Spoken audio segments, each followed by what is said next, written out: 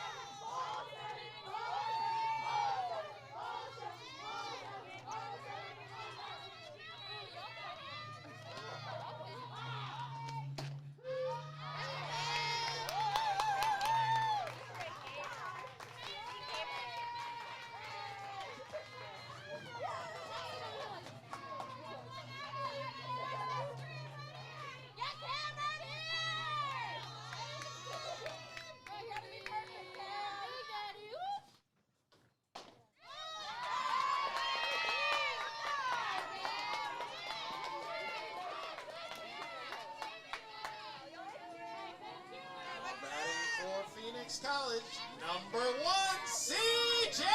Chilton.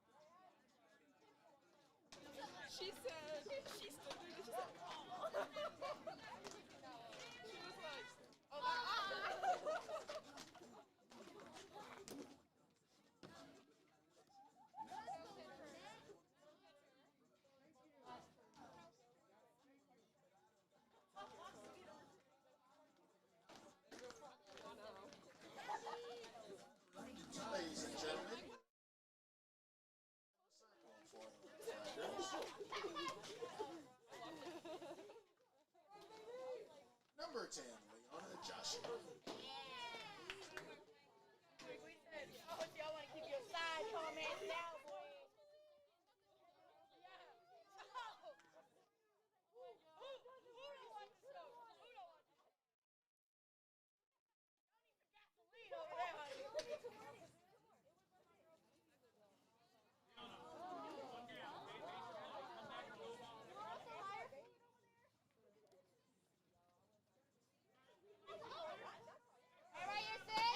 Now batting for the Bears, number 6, Allie Ashner.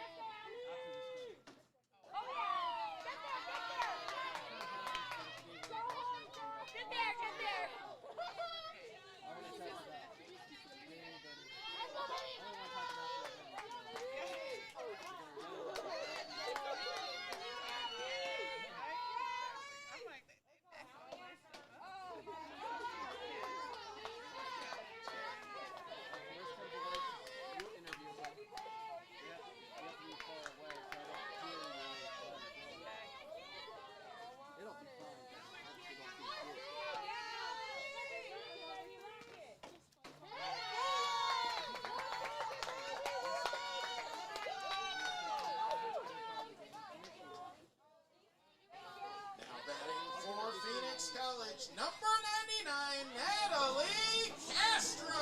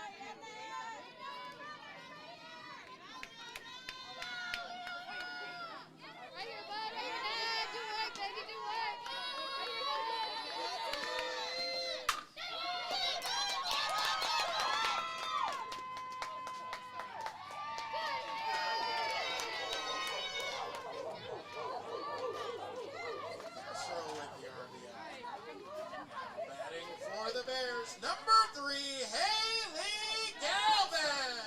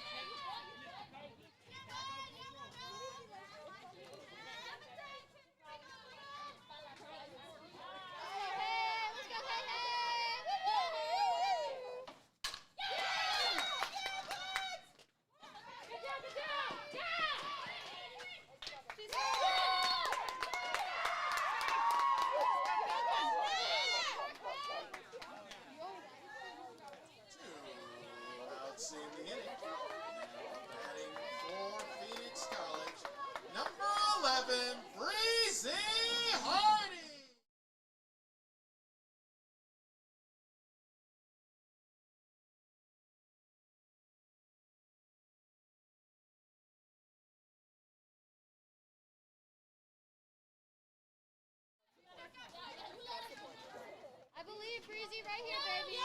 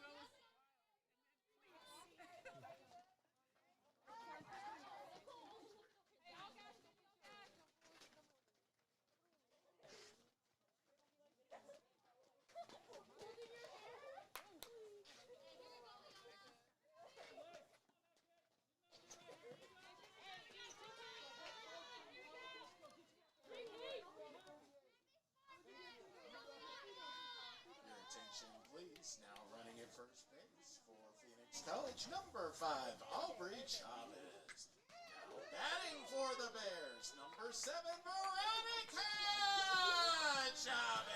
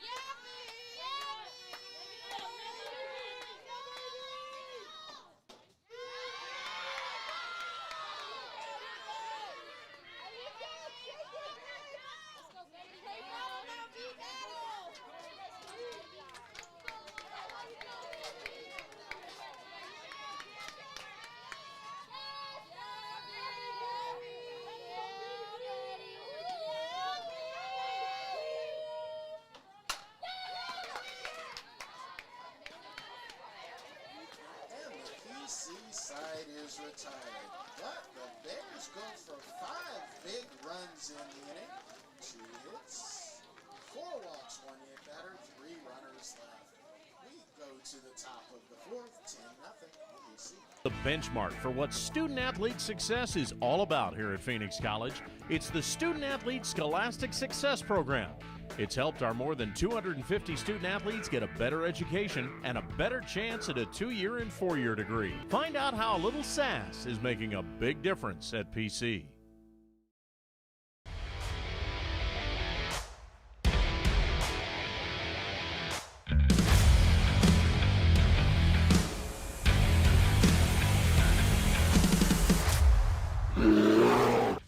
That's what Phoenix College sort of instilled in me, the importance of not just education.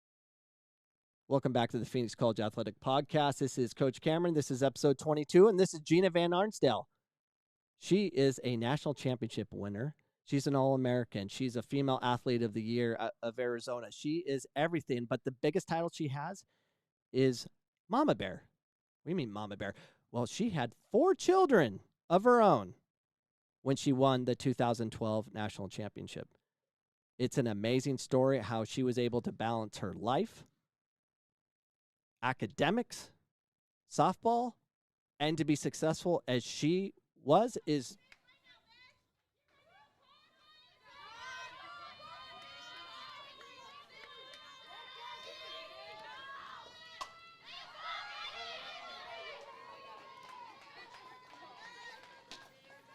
One out in the inning. Next up for YAVAPAI, it's catcher number 13, Michaela Payne.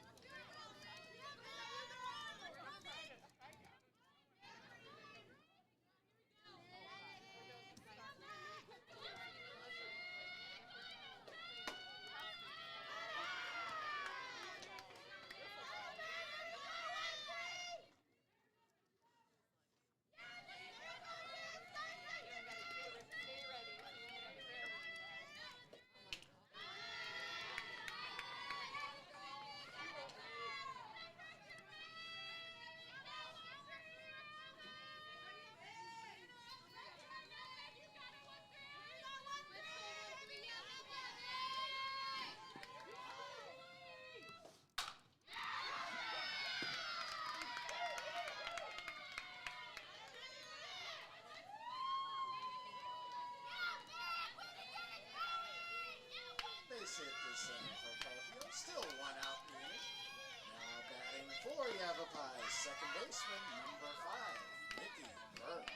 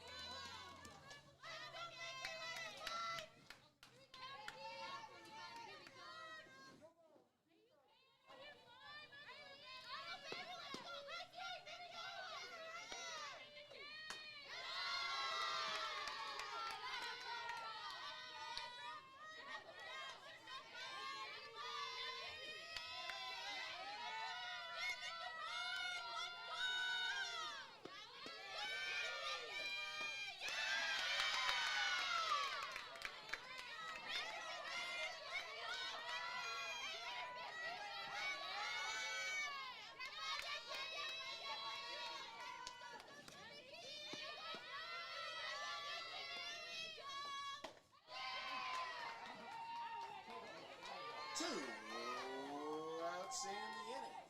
Striding to the dish for YAVAPAI, designated player number 14, Gina Van Arsdale.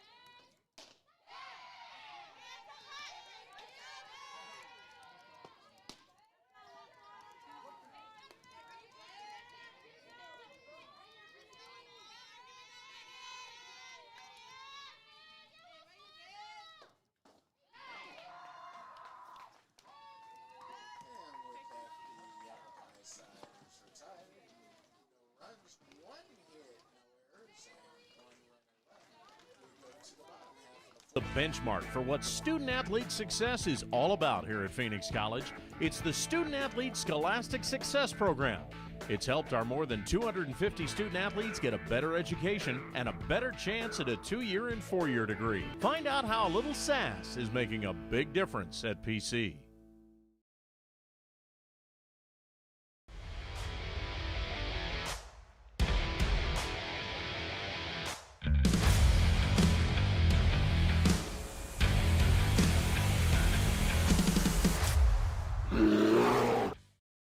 Welcome back to the Phoenix College Athletic Podcast. This is Coach Cameron. This is episode 22, and this is Gina Van Arsdale. She is a national championship winner. She's an All-American. She's a Female Athlete of the Year of Arizona. She is everything, but the biggest title she has is Mama Bear. What do you mean Mama Bear? Well, she had 4 children of her own when she won the 2012 national championship.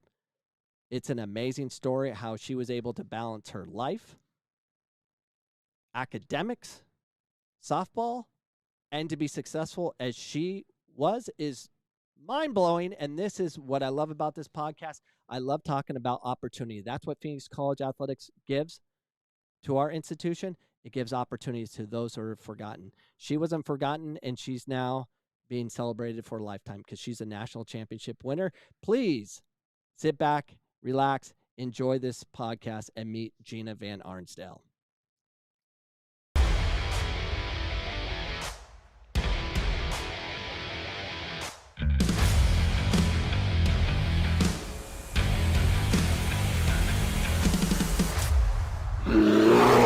Fox 10 News in HD returns. returns. One of the country's top female softball pitchers lives right here in Phoenix, and she's not at all what you would expect.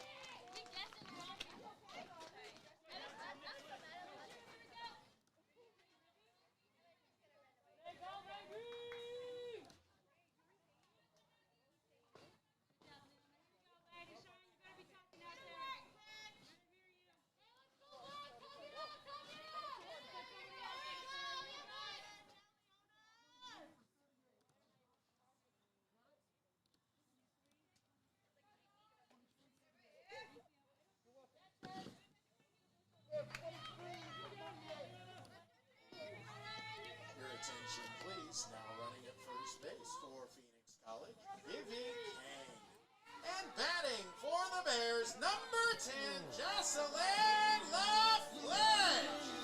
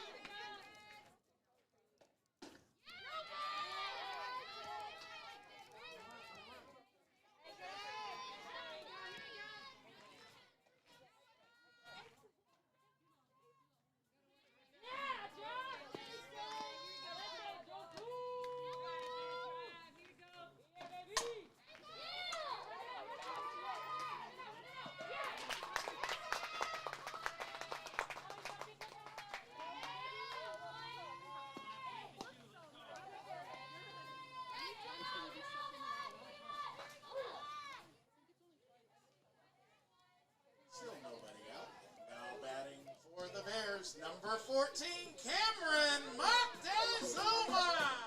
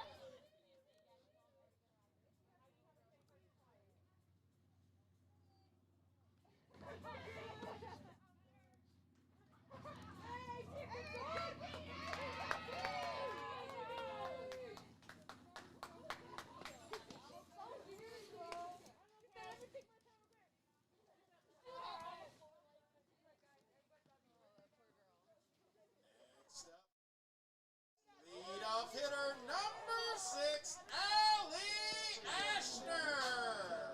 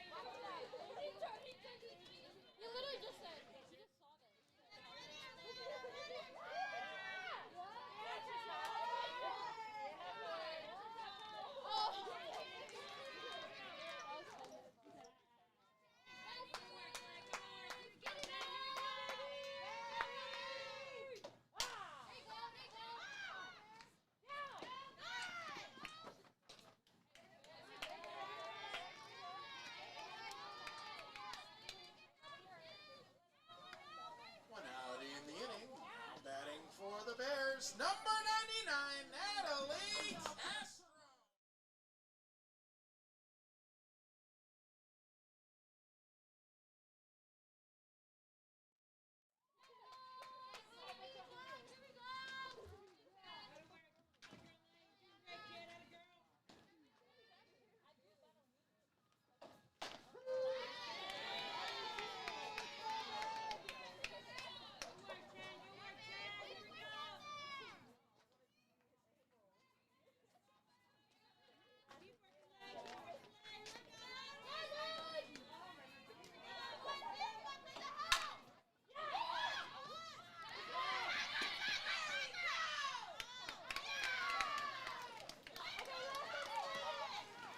Double play by the Rough Riders gets them out of the inning, but the Bears tally yet another 1 run on 2 hits. Welcome back to the Phoenix College Athletic. She'll be back next year, but not as a player. She'll be helping out as a coach, and she's looking forward to it. Coach Mueller expects Gina will be a great coach. Diane Ryan, Fox 10 News. No, and I'm already recording because I don't want to lose any opportunity. So we already did this yesterday. Okay. Your voice was working, mine wasn't. Okay. And right now, I'm in, Okay. and you're in. So we're all good. Yay. Gina, thank you so much for coming on once again to the Phoenix College Athletic Podcast, Take 2, episode 22. And we're excited to have you. So you just finished pitching practice? Yes, I have a girl that comes from Sedona. Oh my gosh.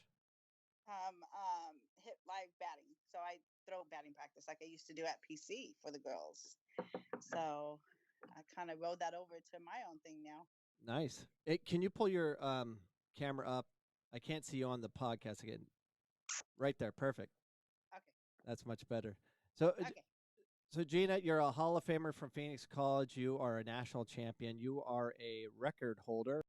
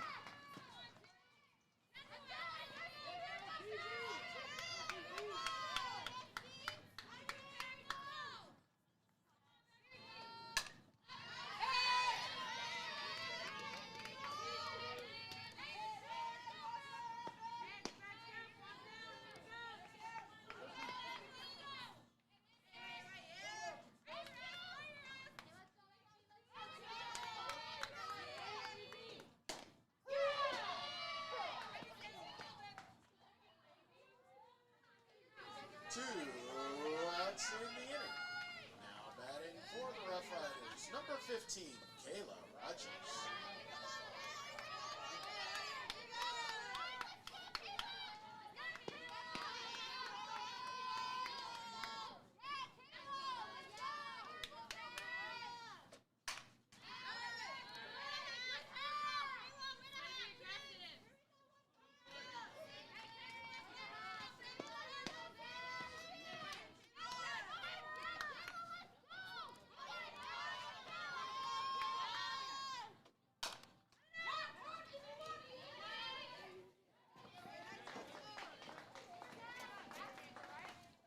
That's your ball game. And of the game score for game 1, Phoenix College Bears 11, Yavapai Rough Riders nothing. Stay tuned. Game 2 to start in approximately 30 minutes.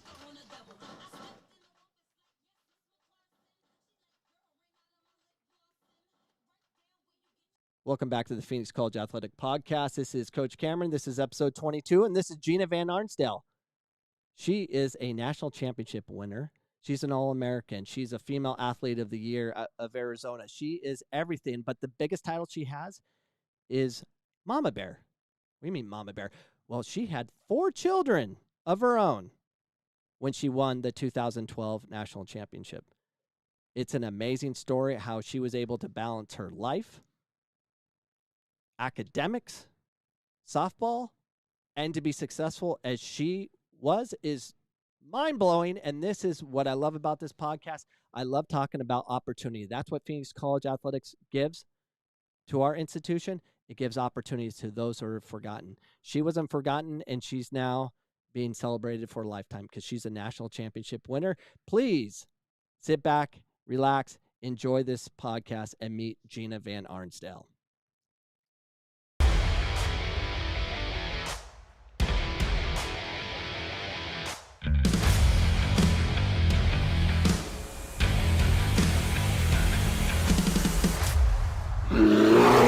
Fox 10 News in HD returns. One of the country's top female softball pitchers lives right here in Phoenix, and she's not at all what you would expect. Diane Ryan had a chance to catch up with her. They call me Mama Bear right there. And Mama Bear has a very fast pitch. So fast, it's hard to hit. Mama Bear is the 37-year-old pitcher on the Phoenix College softball team. Gina Van Arsdale is also a mother of 4 and a nursing student. It's distilled in my blood to be a pitcher. And Gina's good at it. She's ranked as one of the top softball pitchers in the country. The Phoenix College Bears won the Division II Softball World Series this year. Even she's surprised. The strength that I still have to be able to do it has been amazing. Gina played softball since she was a kid. She played for Phoenix College in 1997. She was 22 years old. She left to get married and have kids. She came back to school last year with Coach Heinz Mueller's blessing. It was a real honor to have her call me, and we had her come in. She pitched. Looked like she didn't lose anything. The 37-year-old posted a 26-5 record this season with 130 strikeouts. Her teammates are almost half her age. I'm amazed by her talent, amazed by her hard work and her drive. I think she's an amazing person. Gina will be back next year, but not as a player. She'll be helping out as a coach, and she's looking forward to it. Coach Mueller expects Gina will be a great coach. Diane Ryan, Fox 10 News. No, and I'm already recording because I don't want to lose any opportunity. So we already did this yesterday. Okay. Your voice was working, mine wasn't. Okay. And right now, I'm in. Okay. And you're in. So we're all good. Yay. Gina, thank you so much for coming on once again to the Phoenix College Athletic Podcast, Take 2. Episode 22, and we're excited to have you. So you just finished pitching practice? Yes, I have a girl that comes from Sedona. Oh my gosh! Hit live batting. So I throw batting practice like I used to do at PC for the girls.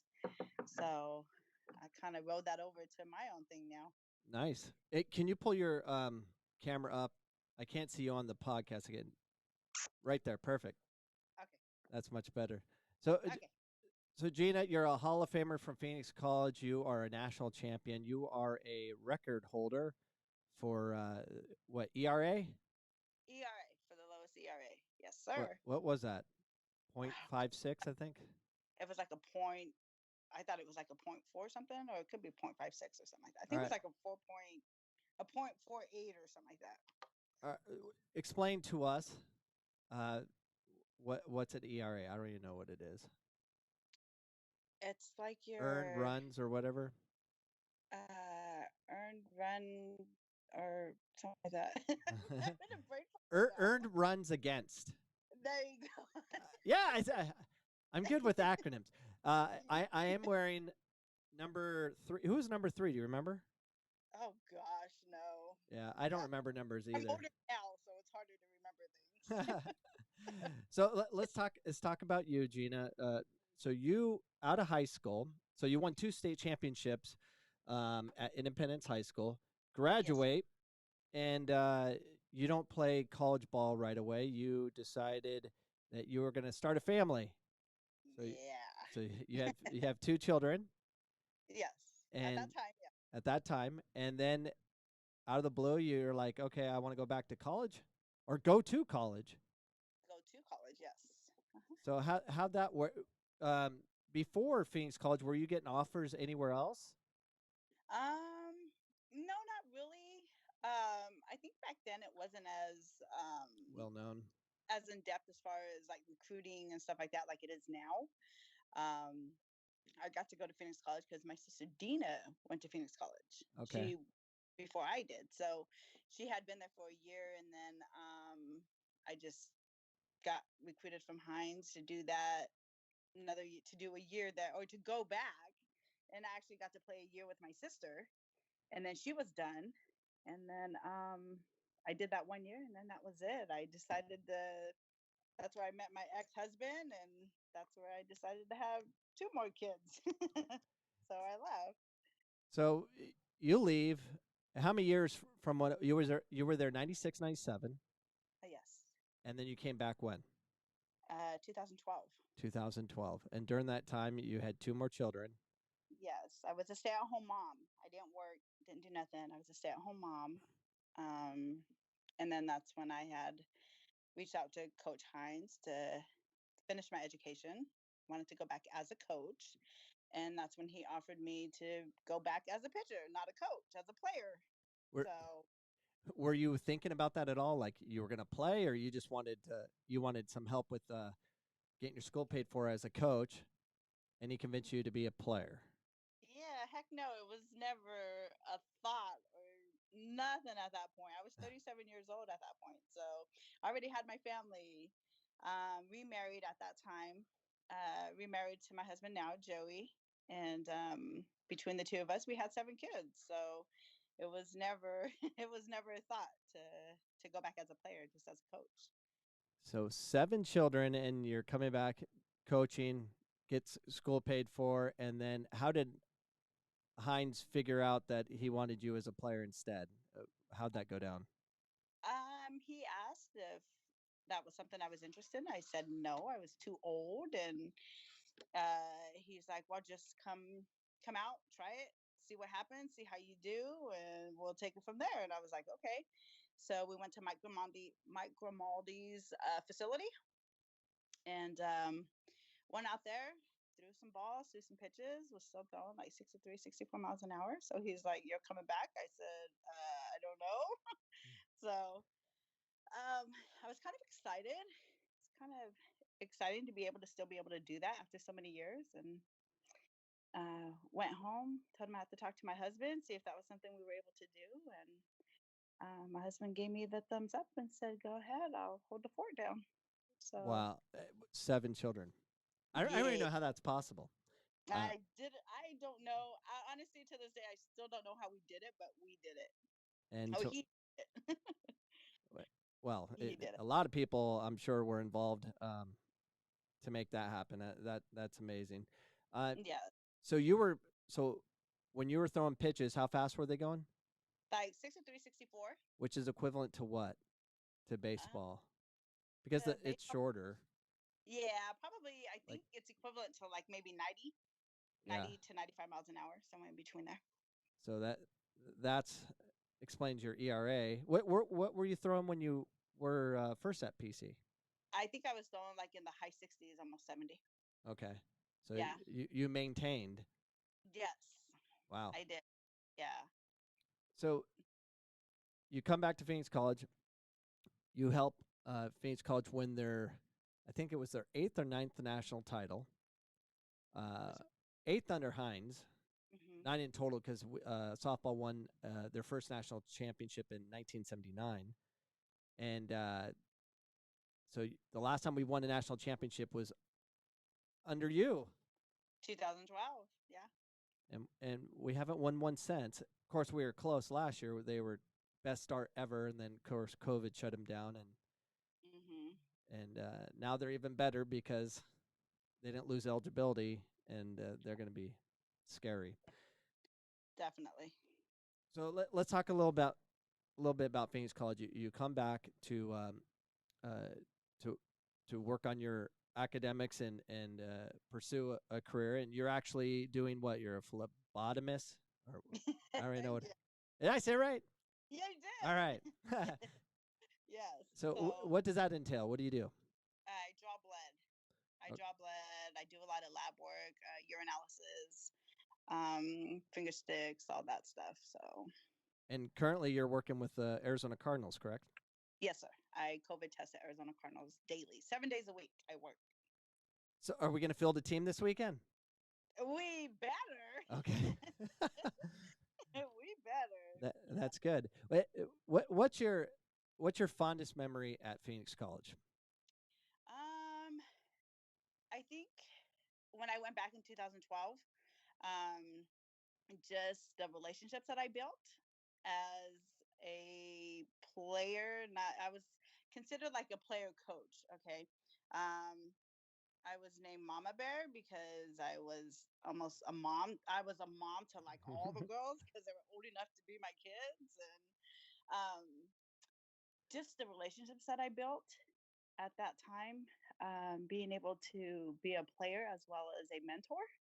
I've kind of been there, done that, and they're going through it. So, so the relationships that I built, and just getting closer to Coach Hines and the coaches at that time. Yeah. One of the best teams I've ever had was my 2013 team, and that team was special. And a lot of that was because I had good leadership. I had an older player. I had my captain was Joe Jaju, who was at PC for 2 years playing football, and then I got him to come back to be a soccer player, and he was huge for our program because he was older than everybody else. He had an opportunity to really give advice and stuff. He was really good at that, and I would imagine that'd be good for the players too. It's important to have good leadership within the locker room than just coaches. I think it's all about players. Players really dictate things, and it must be nice to have someone that, especially on the female side, to be able to talk to someone that's actually been through that. Having children, raising a family and doing, real life things that they're getting close to potentially doing. So did you have a lot of conversations about those kind of things, about maybe you should be dating that guy, or? Most definitely, and don't have kids, and it postpones your dreams, and do what you got to do now and don't wait till later. I mean, not that it was a bad thing, because actually accomplished quite a bit in that 2 years, or that year that I was there. I had a lot of accomplishments, a lot of achievements. So I would never change anything. If I could change things back then, I would have. So I try to put that into the go at that time. And that's what I like about Phoenix College and the 2-year experience, the first 2 years, and the opportunities that we provide. We're not limited. I mean, you were much older coming back, and you were aware of those eligibility rules. I've had 28-year-olds, 29-year-olds on my team, giving them opportunities to give school a shot once again through sport, which is important. So, we're grateful that you actually came back to PC, because you helped us obviously win a national title, but you did much more than that. Softball was already on the map, but it doesn't hurt to win a national title. It doesn't hurt for you to be able to mentor a lot of those players that went on to move on and learn a lot from you. So you entered into coaching. So you stayed at PC, so you could stay doing your academics, and you were a coach. So what did you do for a coaching, or as far as a coach, what did you do for the program? So I was more in the bullpen. I was working with the pitchers, mainly did a little bit with the catchers, but mainly just the pitchers. And I thought that was truly amazing. Like, it was amazing to be able to coach. Not everybody can be a coach. It takes certain skills and ability to be a coach to get through to these girls and to be able to teach them and make them humbled. So going back as a coach I think I was there for like 4 years coaching, and it was a great experience for me. Now I'm off and COVID testing the Cardinals, but I have my own cage in my backyard where I do private lessons for pitching and catching. And just from everything that I've learned and developed at Phoenix Community College, which gave me that ability from Coach Hines, I'm able to put that into my girls now. I'm able to coach them and teach them, and not just be a coach, but be a mentor and a friend. So it's amazing. It's a blessing. Yeah, I've had a couple times. I asked Hines, I'm like, "Hey, can I sit in to your coaching meetings?" And sure, come on board. And I remember going, and it was Hines and the whole coaching staff. I don't know if you were there at the time. I can't remember my days anymore. But he's so structured with everything. He's like, we're doing this. How are you doing with that? Any girls we need to talk about? How they doing academically? And it just kind of same thing. It was consistent. And that's what I know and love and learn from Heinz Mueller is he's consistent, and that's important for any player's development, students' development, is consistency of knowing what's going on so they're able to prepare for things. So what coaching advice would you give to anyone that's looking into coaching, whether it's one-on-one or team within softball? The biggest thing that I've taken from coaching is to not try to change a girl. Don't try to change an athlete. Develop them with what their skills and abilities are. You can't make them into something that they're not. You can't make them into you or to somebody else. So that's been my biggest thing, is to just coach them and their skills and don't try to change them. Yeah, that's great advice. I like to work on their strengths and just try to keep developing that. It is hard. I've tried to develop things that can't be developed. Yeah, that's how you learn too. So you can't do it. There's some that you can't change or help with their skills, but for the most part, most of them are humbled and ready to learn and to be coached. So, so that's like the biggest thing I've taken out of coaching is to work on their skills, not change them. So the national championship, how big was you? Oh, you got a big ring because they kept getting bigger. I did. Yeah, because Heinz has small ones when he first was winning, but then when I think the athletic department started funding it, then the rings got really bigger. Yeah. And so you got a big one. I did. I got like a brass knuckle. So you win the national championship. We're going backwards a little bit, and then it was kind of a whirlwind. I remember, Heinz. We're in the cave, and he's doing the, talking about how grateful he was, and watching Heinz Mueller cry is always the best thing. If you talk to anyone outside of PC, they think Heinz is just mean, cheater, whatever, and he's the nicest human being I know, gentle, just nothing. His aura is a lot different than who he is as a human being. So I remember him speaking and introducing all of you, and then you went on a whirlwind of you were on Fox, you were like you met with the mayor, you were everywhere. How long did that last? I mean, where did you get an opportunity to talk about your experience being Mama Bear? So I think in 2014, I was awarded the Woman of the Year award as an athlete. at the Mercury game. Oh, wow. So I was awarded that award, and that was pretty amazing.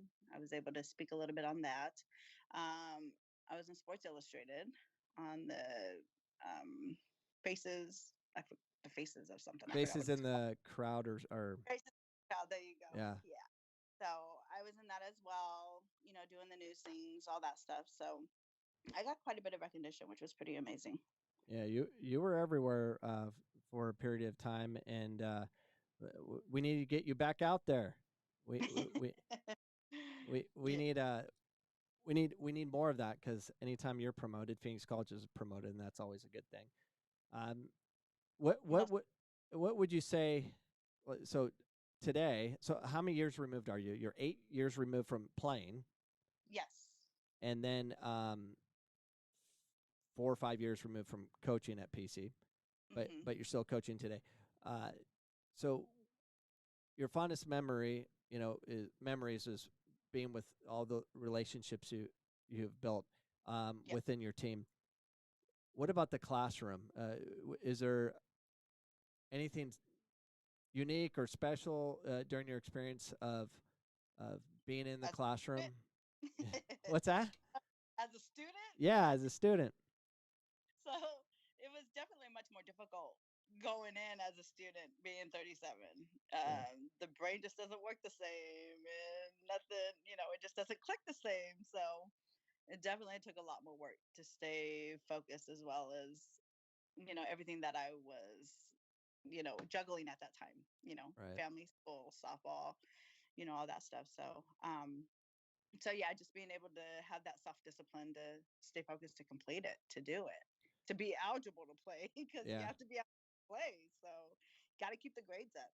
Yeah, that's that has. I mean, I'm still like amazed about how you're able to do that, because you have 7 kids, you have a husband, and anytime they're going through problems or anything, it's on your shoulders, and you're paying attention, you're thinking about it, and that's a big distraction as well. Yes. My for me, I don't pay attention enough. My wife was all upset last night because Jet and online school, it's not doing well, and she's in tears, and I'm like, he's fine, but but being a mother, it's a little different. It's you really pay attention to all those little details. Not saying fathers can't, but I don't.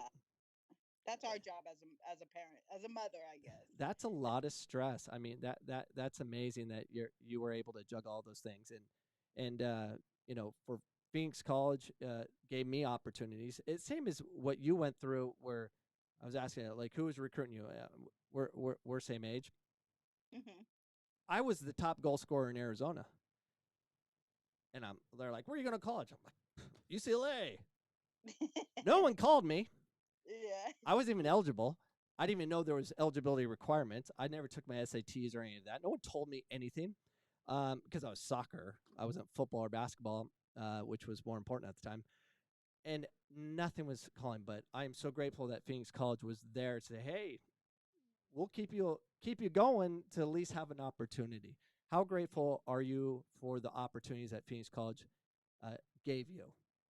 Oh my gosh, there's no end to it. I'm extremely grateful. It's given me so many more opportunities now than what I would have had before if I never went back. If I never went back, I don't think I would be where I'm at right now. So going back to Phoenix Community College has really opened a lot of doors for me, as far as my coaching ability, just all the accolades that I received, and just everything. I mean, without PC, honestly, I don't think I would be where I'm at today. Yeah, it's huge on your resume, and to have a national championship, I mean, that is such a big deal. I don't care what it is. I don't care if it's croquet. If you are number one, no one can take that from you, and that's a big deal. And and I know you're busy. I know this is our second go at this, and you've been online with me for an hour and a half, it seems, between the 2 days. But we're grateful that you actually took the opportunities to come back to PC, and we're grateful for softball to keep shining the way they do, especially through athletes like yourself. We at Phoenix College like to say we love you very much for everything you've done for us, and I'm sure it goes both ways. Definitely. Keep doing what you're doing. Stay in the game. Stay out there, and we'd love to have you back. But when COVID, phases out or whatever, when we get back to real life, we're gonna have you in, and we'll do this in a I would more love to come professional. back. Do anything that I can do to promote PC and what they do and what they stand for. I'll do anything to help that and to help you. Promote everything we gotta do for Yeah, PC. because And sports do matter. What's that? don't forget my shirt. Oh yeah, You got GCC on one side and then yeah, PC on half the and other. half. I will do that. I just wrote it down. I will do that. No, I appreciate your time, Gina. I know you have to be busy. There's too many things to juggle, and you're coaching and you had family and all that stuff. Batting practice at 1:30. Oh, okay. All right. Well, I'll let you get prepared for that. Thank you so much for coming on, Gina, and we'll air this as soon as possible. I'll let you know. All right. Thank you, David. You have a wonderful day. You too. Bye, Gina. Bye-bye.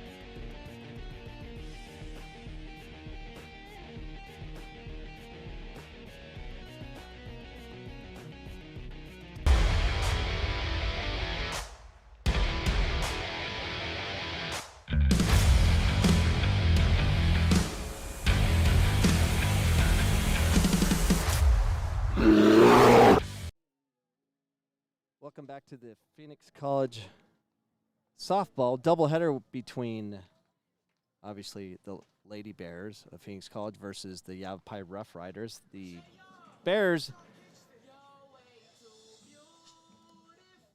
already won the first game in 5 innings, 11-0 victory, and now we're moving on to the second game.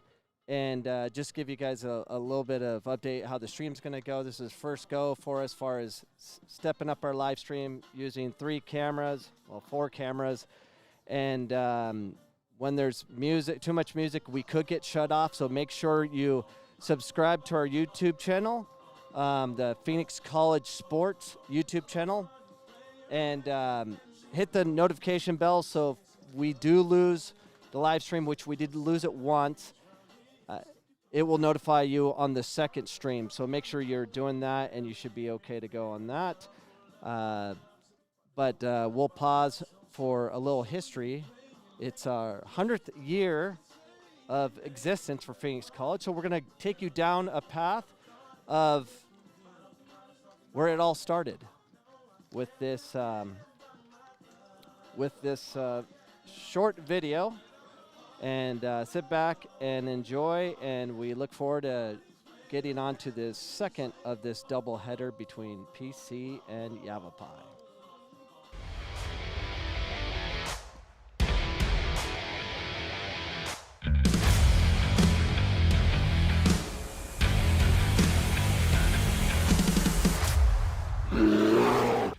That's what Phoenix College sort of instilled in me, the importance of not just education, but networking, building relationships. I mean, it's a long list of things. And so without having that second chance of going to junior college, like I said, I wouldn't be where I am today. I wouldn't have made it to University of North Carolina. I wouldn't have been able to have transferred over to D1. And so I needed junior college in order to put my life back on track the way it should have been. Or Sorry, that was wrong one. That's great video too. But let me get you to the history of Phoenix College with this video.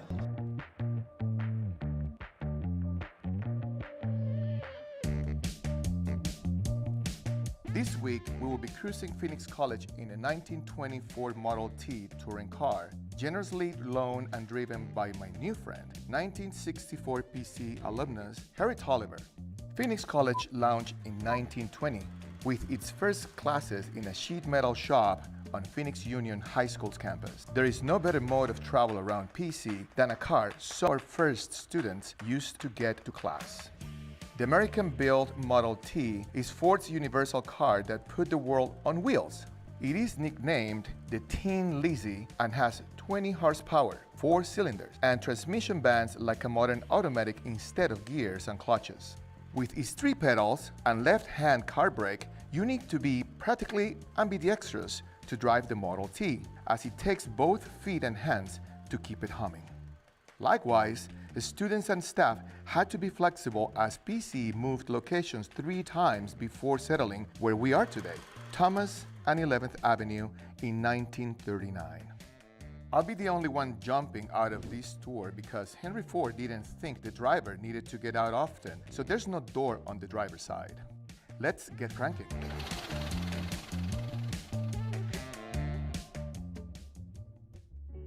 Hello and welcome to Beerapalooza. I'm Oscar de las Salas and I used to attend Phoenix College a long time ago. I'll tell you about that in a little bit. But because of the current situation, Phoenix College is not able to have an open house for alumni and new students as it was planned. Therefore, we thought the best way was just to create a virtual tour, one that you can check online actually if you miss any of these chapters. Right now, I'm in front of the Hanley Center, which is the one-stop enrollment center for all new students. This is a tour of all the campus and most of the wonderful buildings that are part of Phoenix College campus. And for that, we have a beautiful surprise. We have one of the alumni of Phoenix College, Harry Tolliver, and his 1920 Ford Model T joining us today. But he also brought with him his mechanic, Craig Leach, just in case something happens. What's up, guys? How are you doing? Doing great. Very good. Are we gonna go out for a tour? We can. Let me put my mask on. So let's go.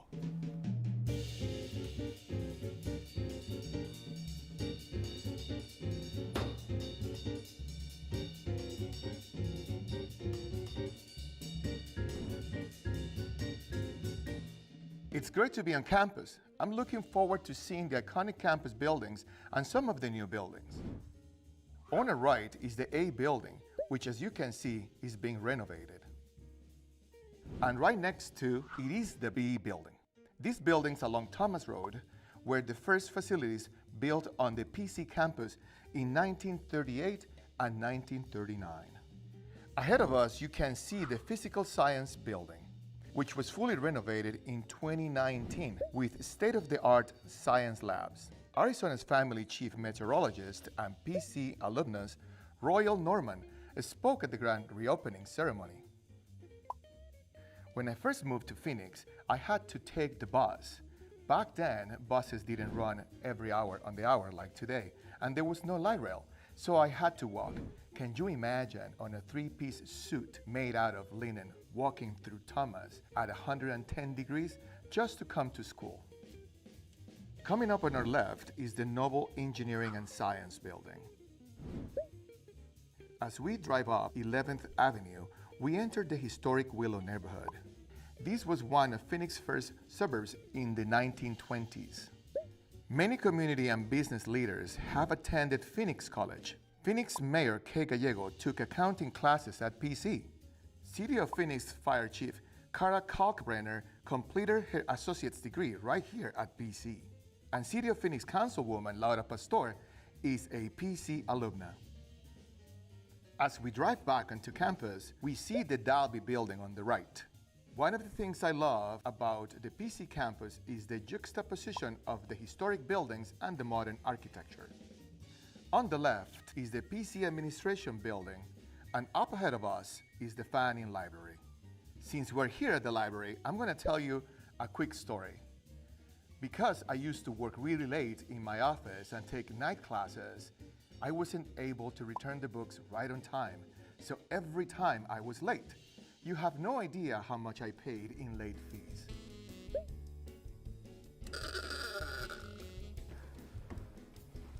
Thank you so much for the ride.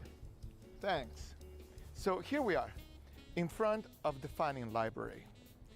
This is a very important building in the campus, not only because it hosts the library, but because also hosts the IT desk and the Learning Commons. This building is part of the grand campus of Phoenix College.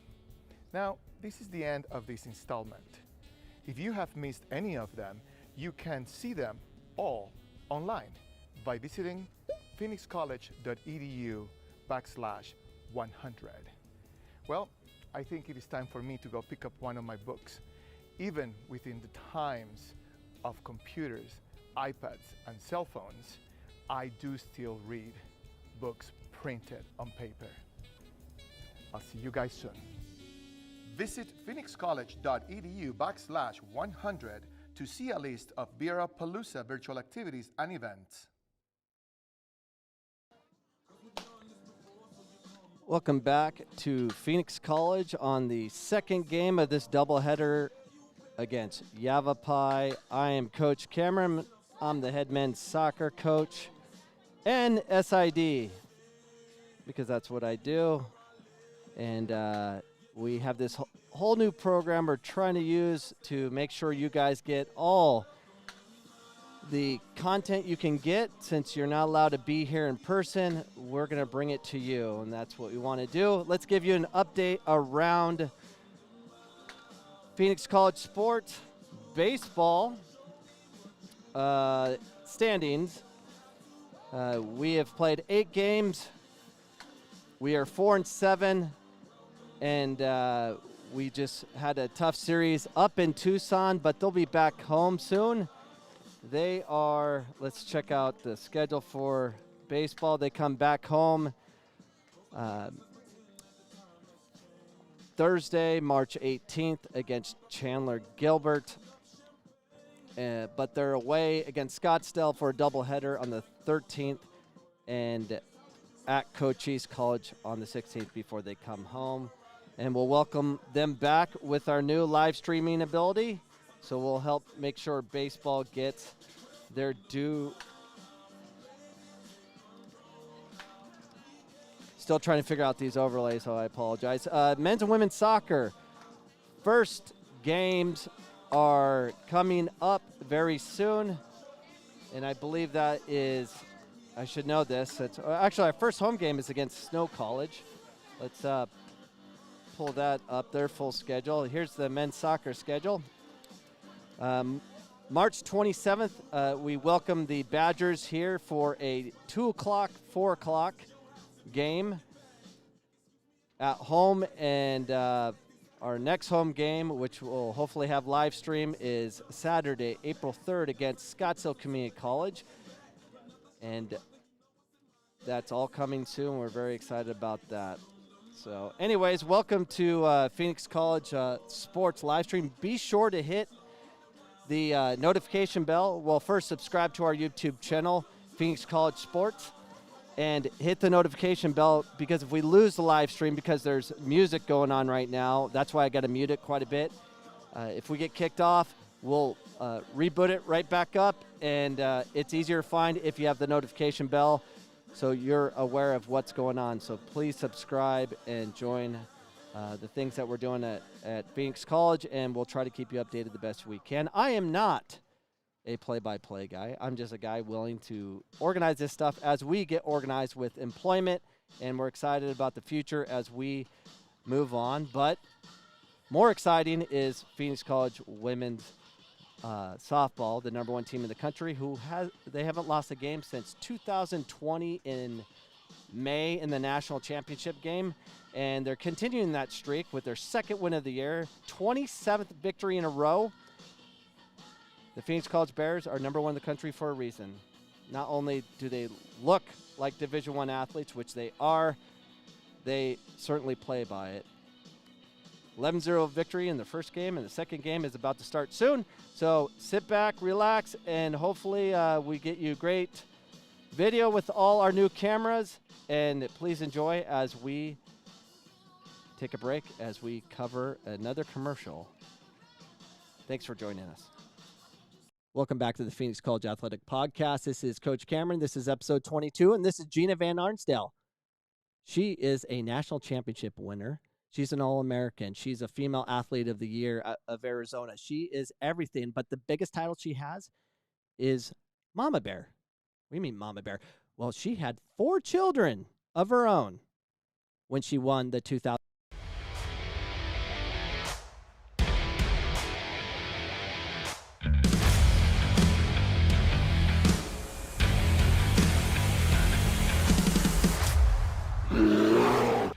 That's what Phoenix College sort of instilled in me, the importance of not just education, but networking, building relationships. I mean, it's a long list of things. And so without having that second chance of going to junior college, like I said, I wouldn't be where I am today. I wouldn't have made it to University of North Carolina. I wouldn't have been able to have transferred over to D1. And so I needed junior college in order to put my life back on track the way it should have been. I wouldn't say I necessarily backtracked. I would say Phoenix College helped me in a very positive way. And without Phoenix College, I mean, my life would be very, very different right now. Will find its way to Hinkle, who quickly puts it back to Jeffries, who missed it! North Carolina capitalizes! She's going to take Matthias for the shot, and it's in! Jess McDonald does it again! It's Sullivan and Mewis there drawing 2 out, but it's Matthias that's wide open and rifles that one across. 18 and WSL Championship Most Valuable Player. She led the league in assists. She scored 2 goals today. Congratulations, Jessica McDonald. Jess, congratulations. Fantastic honor, not just to winning the championship, but to the MVP. What does that moment feel like for you? It's absolutely amazing. I mean, I'm surrounded by such a talented group of women, and they push me day in and day out. We all push each other. So, you know, I give it all to them and give all glory to God as well for giving me the strength to do so. A historic team. What makes this group special? I think the fact that our camaraderie is so amazing. We're a family, and blood literally could not bring us any closer. So I think that's what kind of separates us in comparison to a lot of teams. Thank you so much. We appreciate it.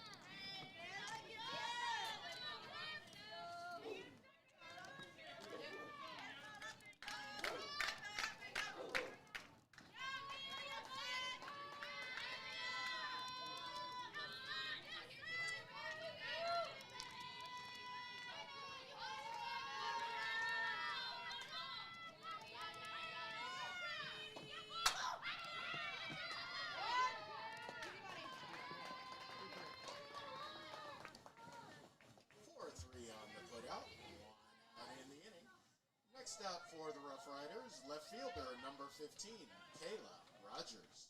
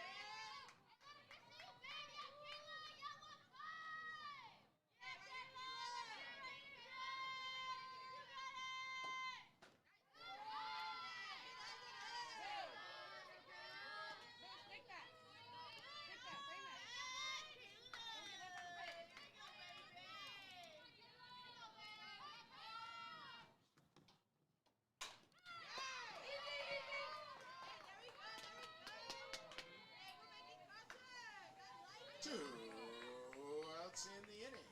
Now batting for the Rough Riders, catcher number 21, Jocelyn Ulrich.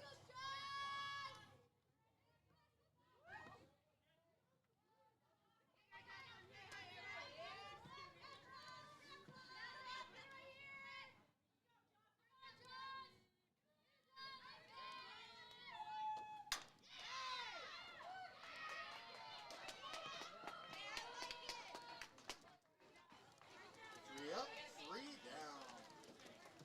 1-4-3 on that put out if you're scoring at home. At the end of one half inning, we have no score. Come on.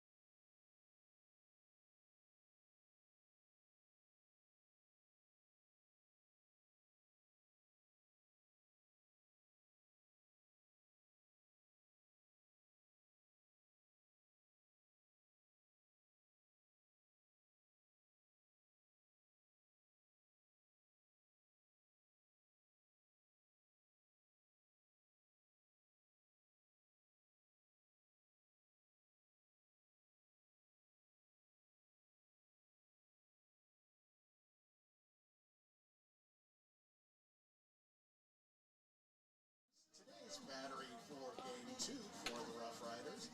Behind the dish, number 21, Jocelyn Ulrich. And in the circle,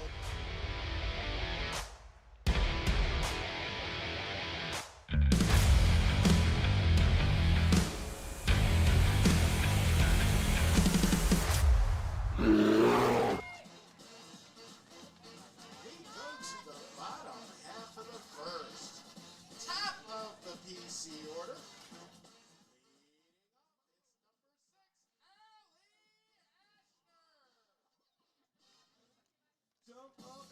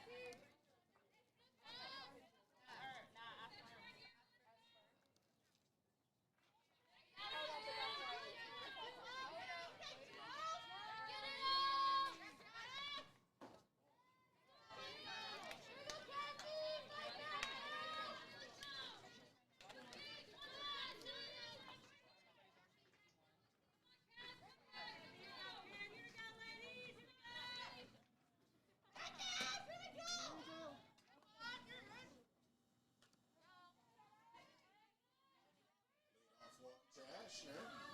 Now batting for the Bears, number 99, Natalie Castro.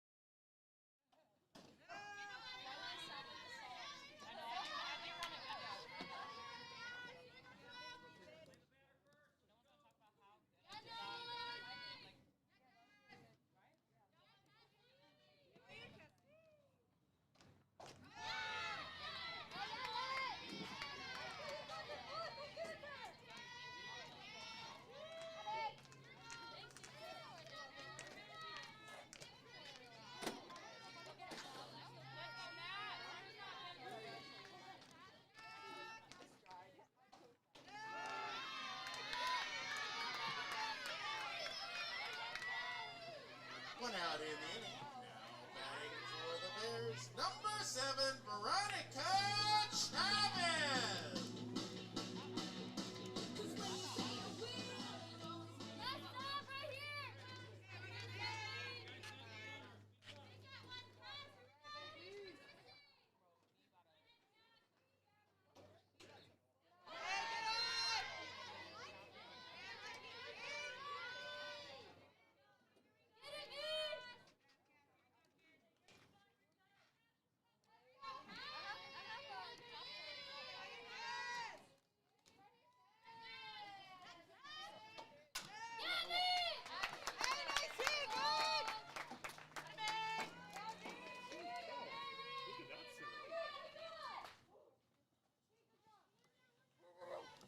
Next up for the Bears, she's number 1. It's center fielder C.J. Chilton.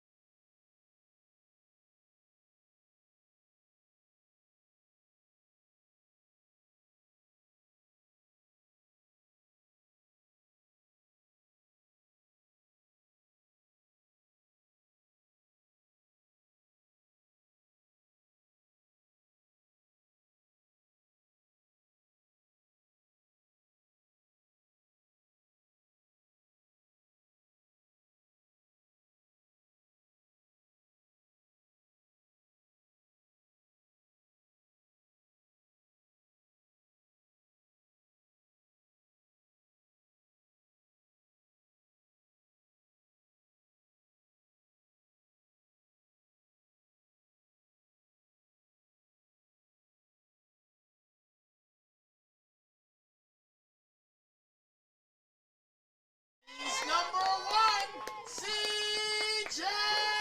Chilton.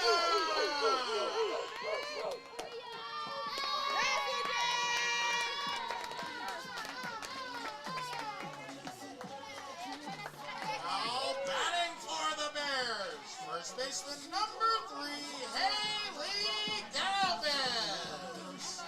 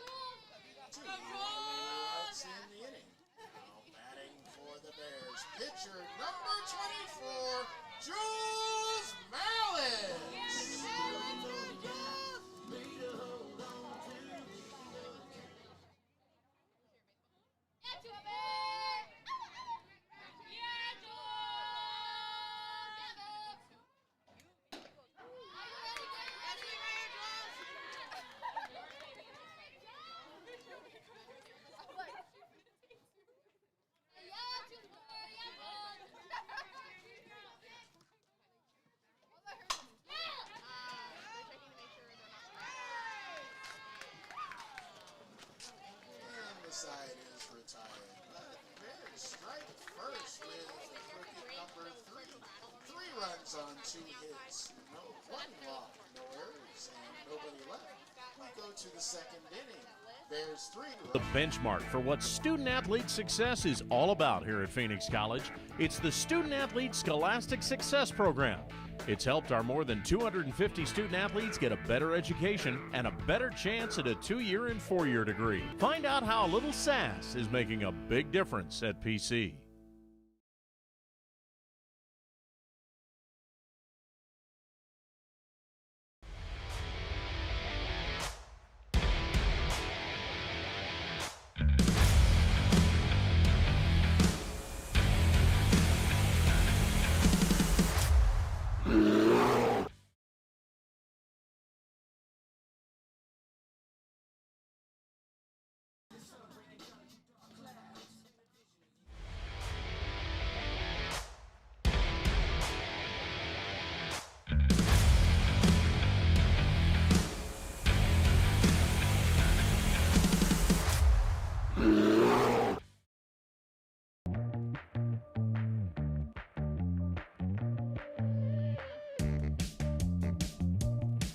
This week, we will be cruising Phoenix College in a 1924 Model T touring car, generously loaned and driven by my new friend, 1964 PC alumnus Harry Tolliver.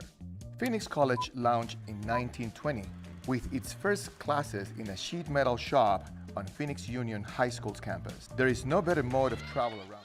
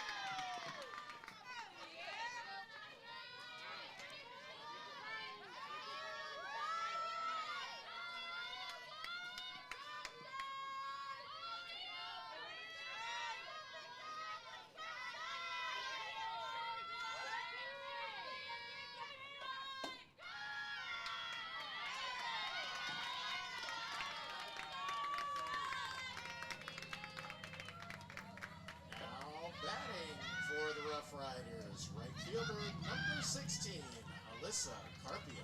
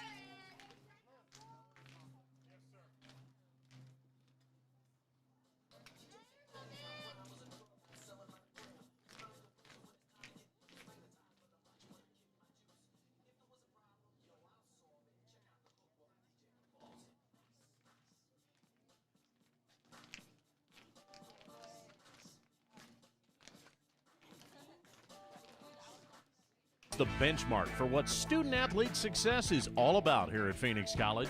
It's the Student-Athlete Scholastic Success Program. It's helped our more than 250 student-athletes get a better education and a better chance at a 2-year and 4-year degree. Find out how a little sass is making a big difference at PC.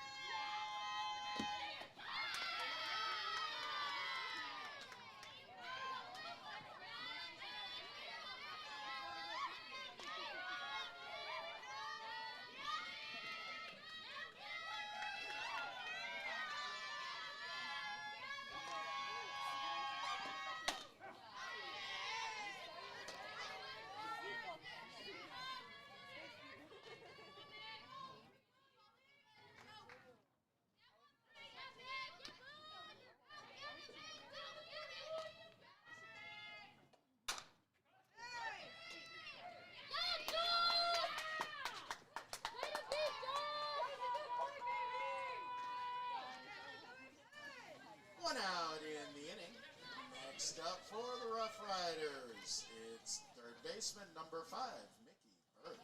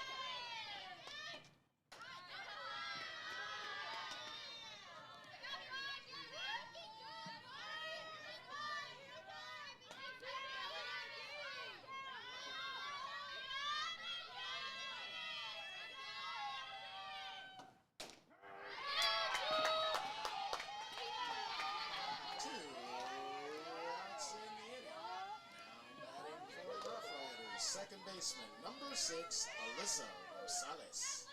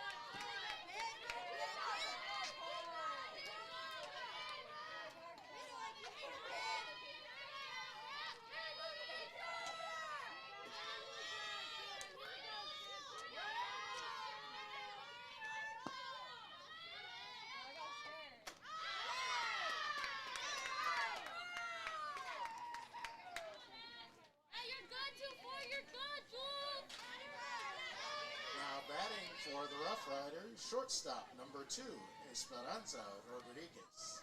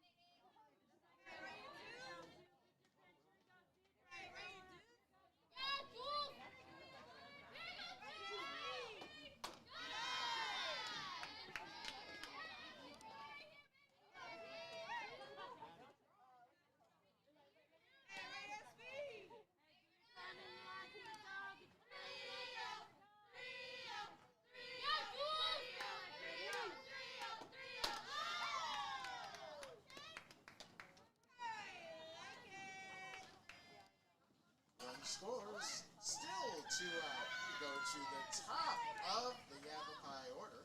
Now batting number 7, Mia Weckl.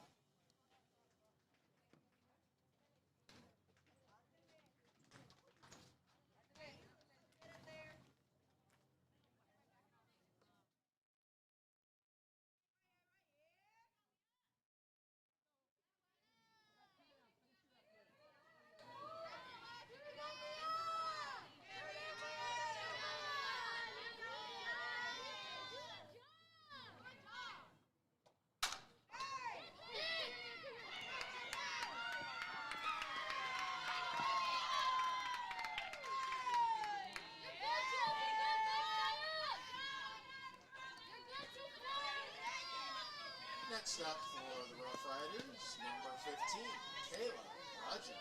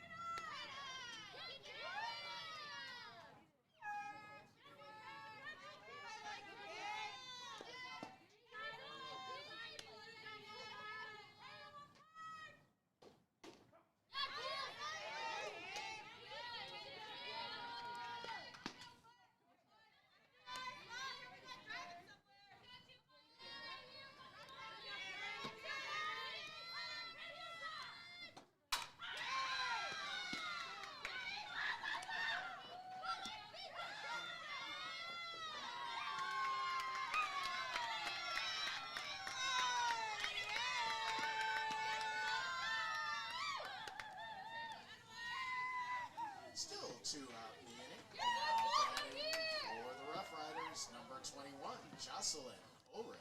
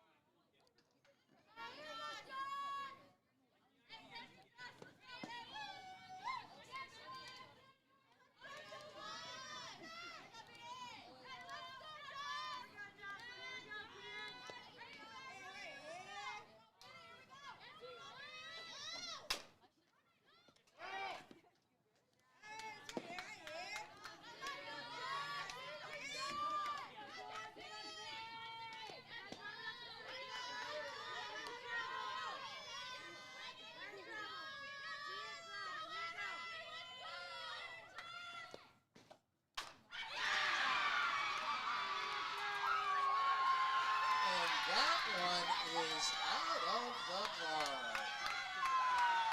Home run, YAVAPAI. Number 21, Jocelyn Owen.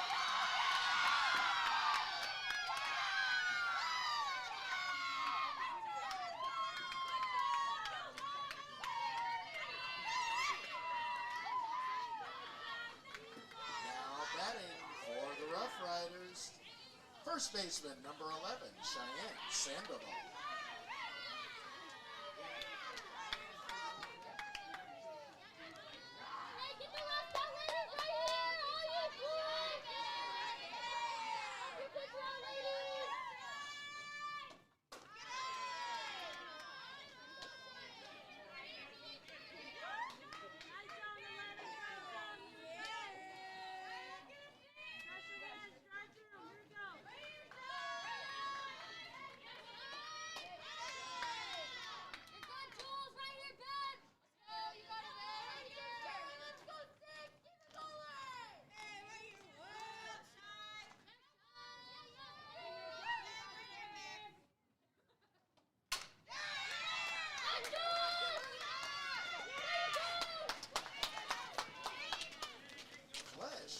Flashing that led huge inning for the Rough Riders. 7 big runs on 3 hits, 4 walks, no errors, and nobody left. The benchmark for what student-athlete success is all about here at Phoenix College. It's the Student-Athlete Scholastic Success Program.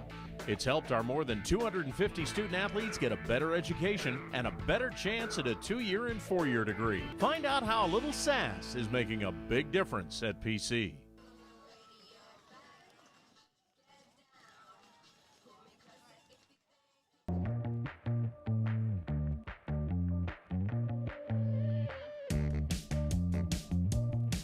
This week, we will be cruising Phoenix College in a 1924 Model T touring car, generously loaned and driven by my new friend, 1964 PC alumnus Harry Tolliver. Phoenix College launched in 1920 with its first classes in a sheet metal shop on Phoenix Union High School's campus. There is no better mode of travel around PC than a car some of our first students used to get to class. The American-built Model T is Ford's universal car that put the world on wheels. It is nicknamed the Tin Lizzie and has 20 horsepower, 4 cylinders, and transmission bands like a modern automatic instead of gears and clutches. With its 3 pedals and left-hand car brake, you need to be practical. For the Bears, it's number 10, Jocelyn Left Flash.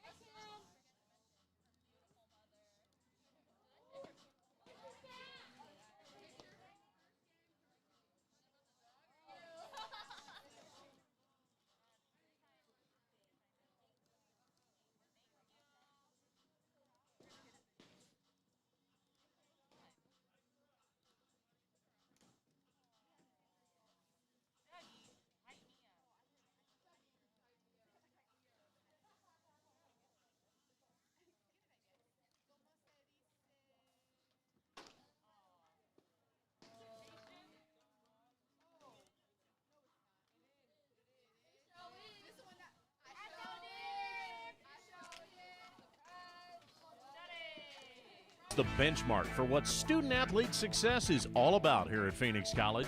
It's the Student-Athlete Scholastic Success Program. It's helped our more than 250 student-athletes get a better education and a better chance at a 2-year and 4-year degree. Find out how a little sass is making a big difference at PC.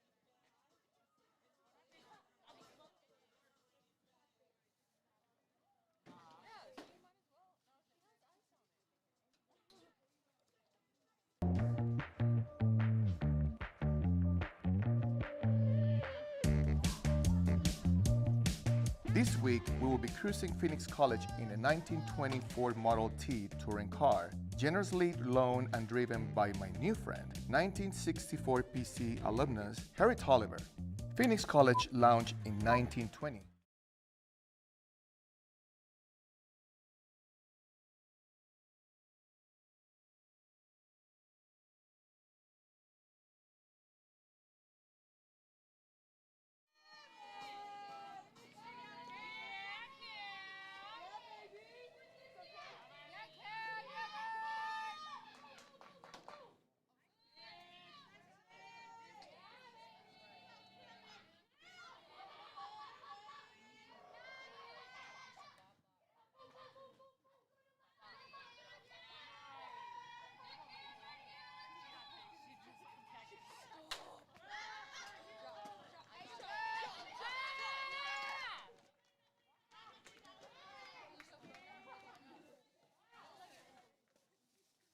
One out in the inning. Up next for the Bears, it's catcher number 5, Aubrey Chavez. Hey, let's go,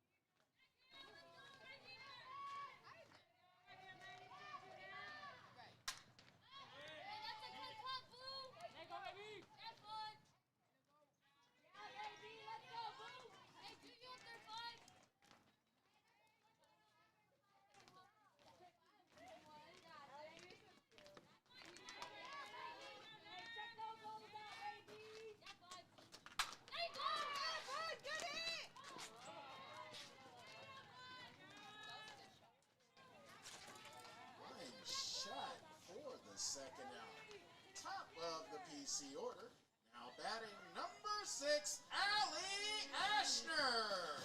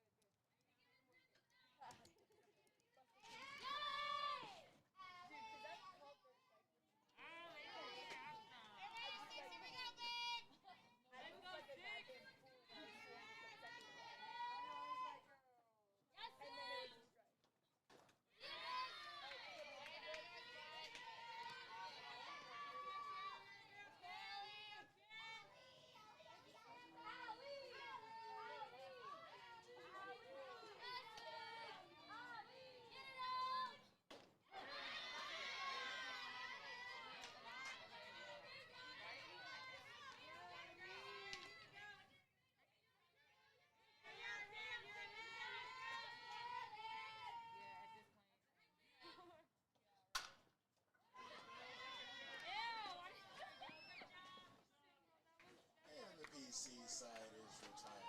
For the Bears, no runs, 1 hit, no Rough Rider errors, and 1 runner left. We go to the top of the third. YAVAPAI 7, PC 3.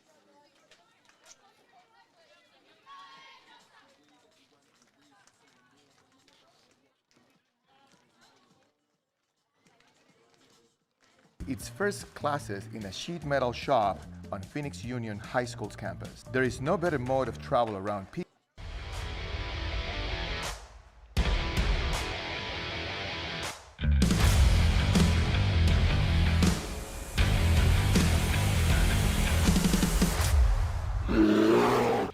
That's what Phoenix College sort of instilled in me, the importance of not just education, but networking, building relationships. I mean, it's a long list of things. And so without having that second chance of going to junior college, like I said, I wouldn't be where I am today. I wouldn't have made it to University of North Carolina. I wouldn't have been able to have transferred over to D1.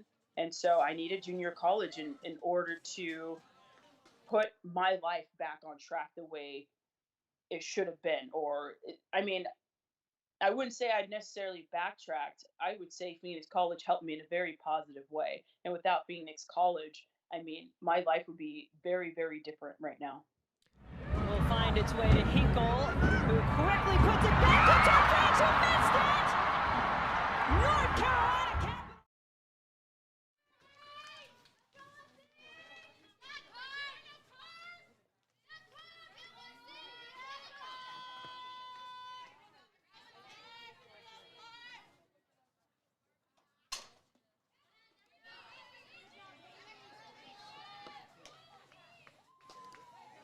One pitch, one out in the inning. Up next to the plate for YAVAPAI, designated player number 13, Michaela Payne.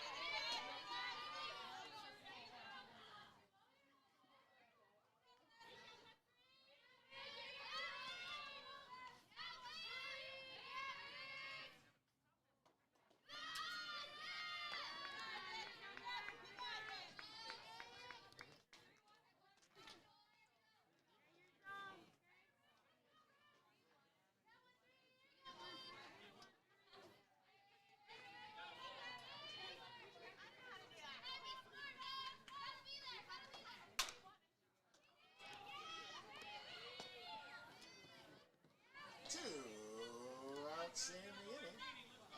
Next is number 7 hitter in the Rough Rider lineup, third baseman number 5, Nikki Bird. I did pretty good. I don't hit though. Well, if I go in, I'll have to. But the first game I didn't hit, I was flex. So you can't like a DP flex.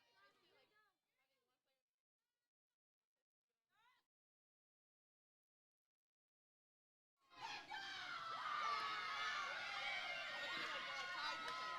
Home run YAVAPAI, third baseman number 5, Nikki Bird.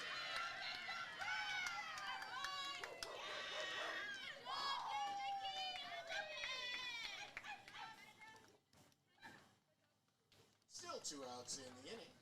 Striding to the dish next for the Rough Riders, second baseman number 6, Alyssa Rosales.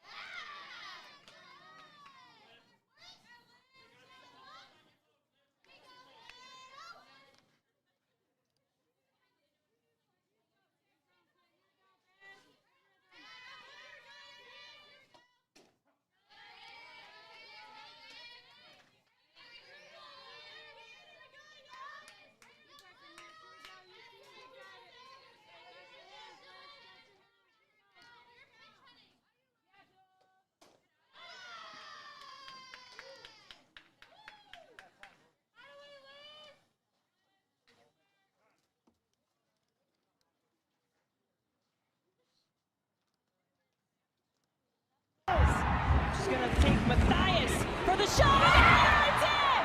Jess McDonald does it again! It's Sullivan and Mewis there drawing 2 out, but it's Matthias that's wide open and rifles that one across. 18 and WSL Championship Most Valuable Player. She led the league in assists. She scored 2 goals today. Congratulations, Jessica McDonald. Jess, congratulations. Fantastic honor, not just to winning the championship, but to the MVP. What does that moment feel like for you? It's absolutely amazing. I mean, I'm surrounded by such a talented group of women, and they push me day in and day out. We all push each other. So, you know, I give it all to them and give all glory to God as well for giving me the strength to do so. A historic team. What makes this group special?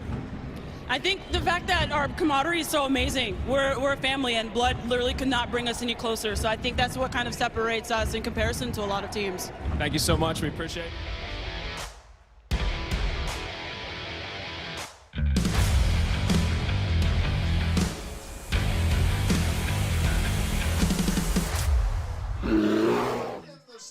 The teachers there, Miss Cloud and Marty, all these guys, all these teachers there to really, really spend time with.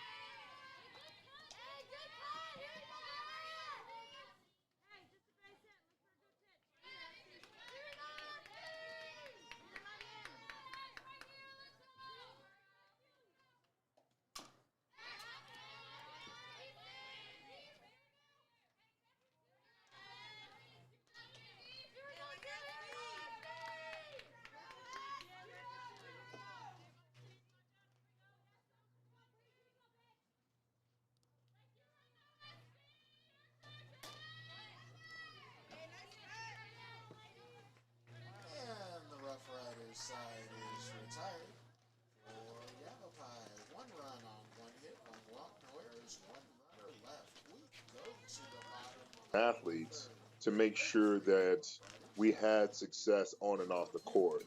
And I think that to me, like, is something that I would always cherish, and not even keep in contact, message these people from time to time. And I would always cherish that for the rest of my life, because they took the time out to make sure that I succeeded as not only as an collegiate athlete, but just as a professional in the professional world.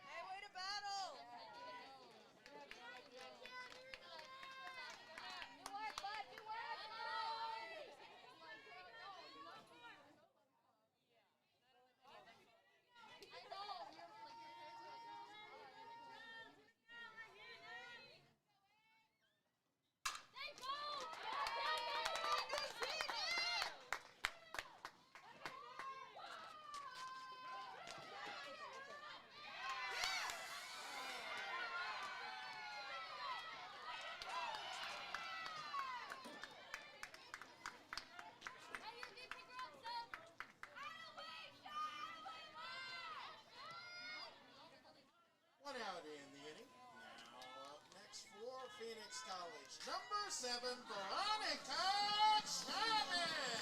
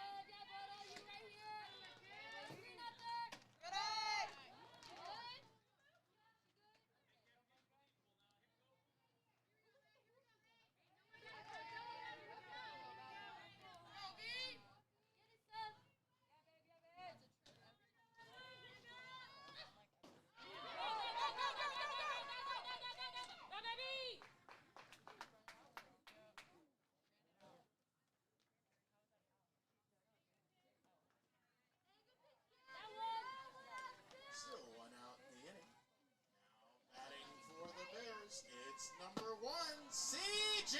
Chilton.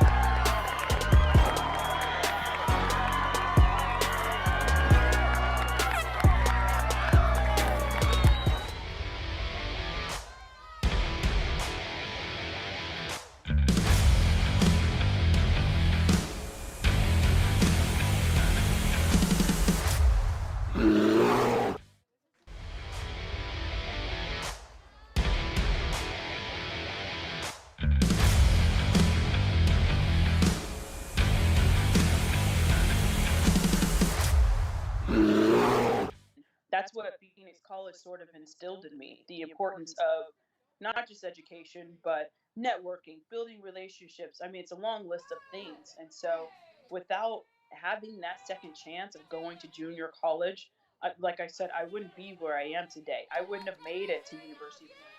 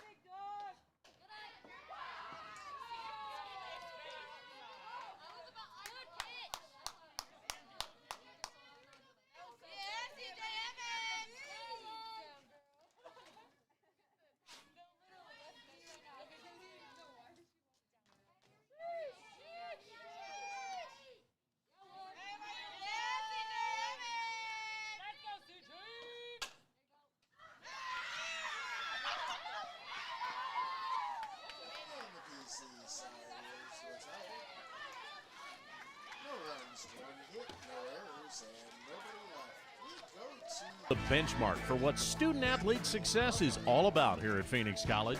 It's the Student-Athlete Scholastic Success Program.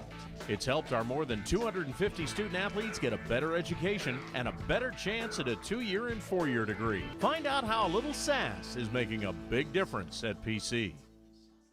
It's the benchmark.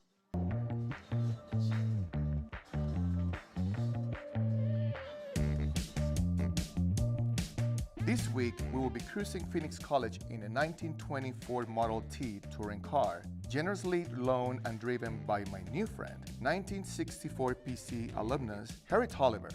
Phoenix College launched in 1920 with its first classes in a sheet metal shop on Phoenix Union High School's campus. There is no better mode of travel around PC than a car some of our first students used to get to class.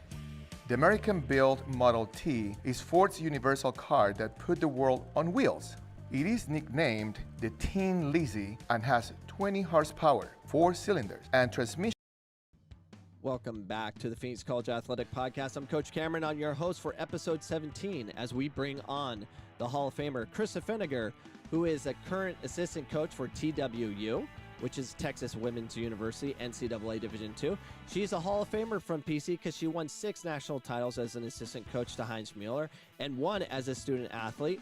Her career is amazing, and Phoenix College was part of her life, and we want to talk about that, all of this, on episode 17. Welcome.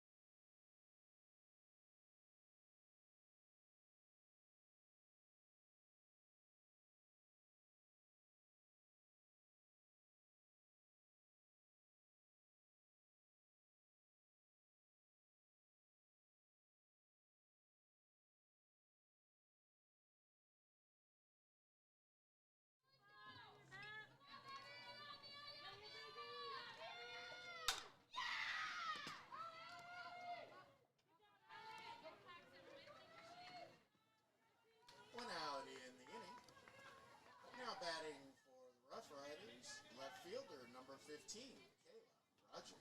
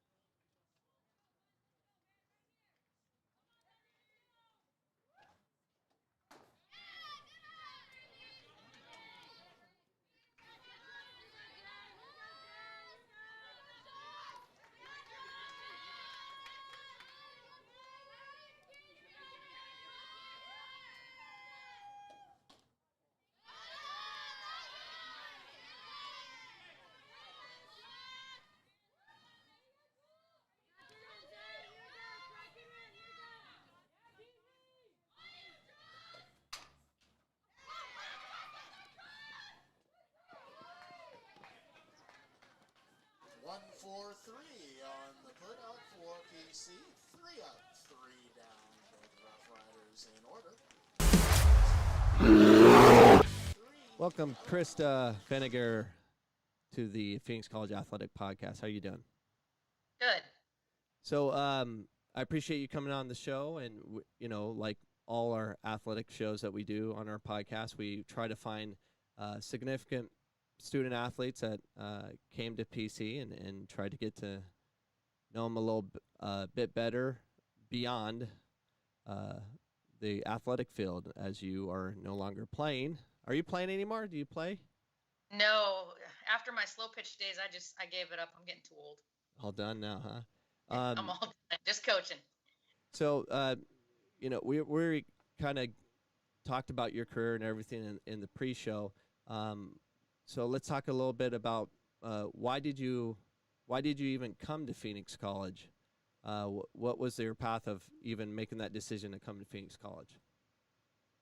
My path was a little bit unique, but, more and more today, I'm finding that the path that I took to get to Phoenix College is becoming more and more popular. And a lot of it has to do with injury. Coming out of high school, I got a scholarship to go to the University of Oklahoma. And when I went there, I ended up getting injured, and I ended up having to have surgery. And I had shoulder surgery and I had knee surgery, and I had torn my ACL. And I was honestly ready to quit playing ball. It was just a lot to go through.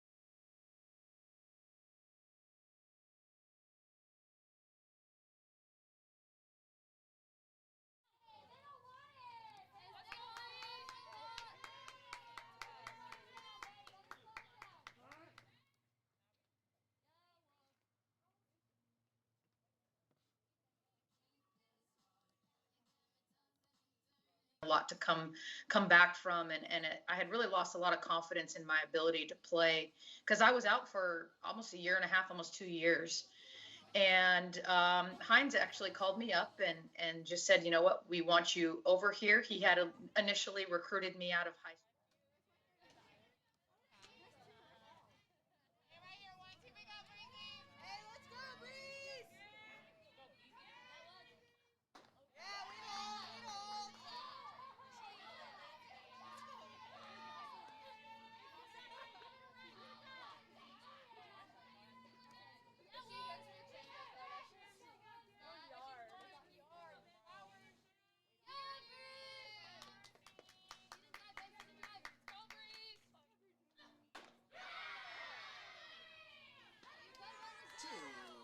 Outs in the inning.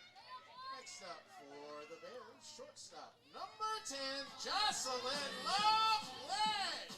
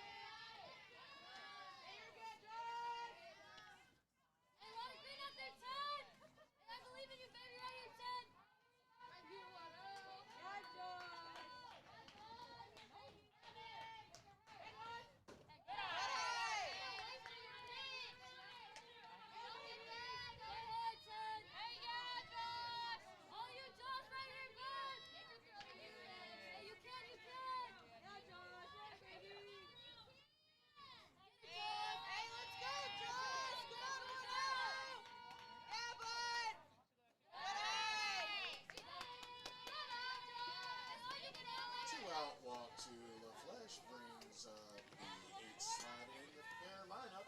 Number 14, Cameron Moctezuma.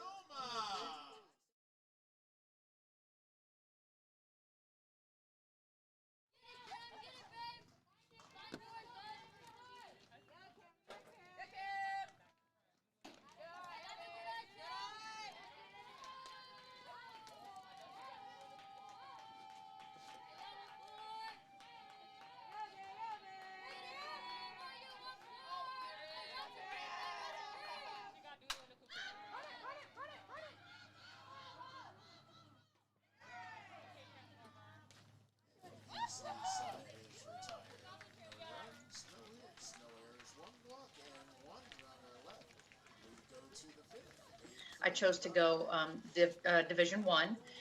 And, at that time I told him, I said, I'm not sure I want to play anymore. And he said, no, I want you over here. I want you to be here. And, going back to the junior college level is what really reignited my passion for the game and just my love of softball. And really it built my confidence. In my time at Phoenix College, it's almost as if I'm playing, Division I, Division II NCAA ball anyways there, because of the way that the program is ran and, so professionally, and just just the way that they carry themselves and the hard work that we put in day and day. And, going back just renewed who I was as an athlete.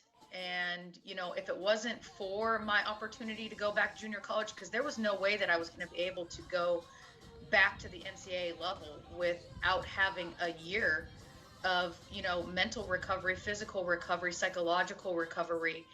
And, if it wasn't for having that junior college route, I don't think I would have continued playing ball. And, I was rated, one of the top recruits coming out of Arizona when I first went in. And so, I'm very thankful every single day that opportunity was there for me, because at the end of the day, I ended up, getting my education and getting my bachelor's and later on getting my master's degree. And that might not have been a route that I might have taken had I not had that opportunity.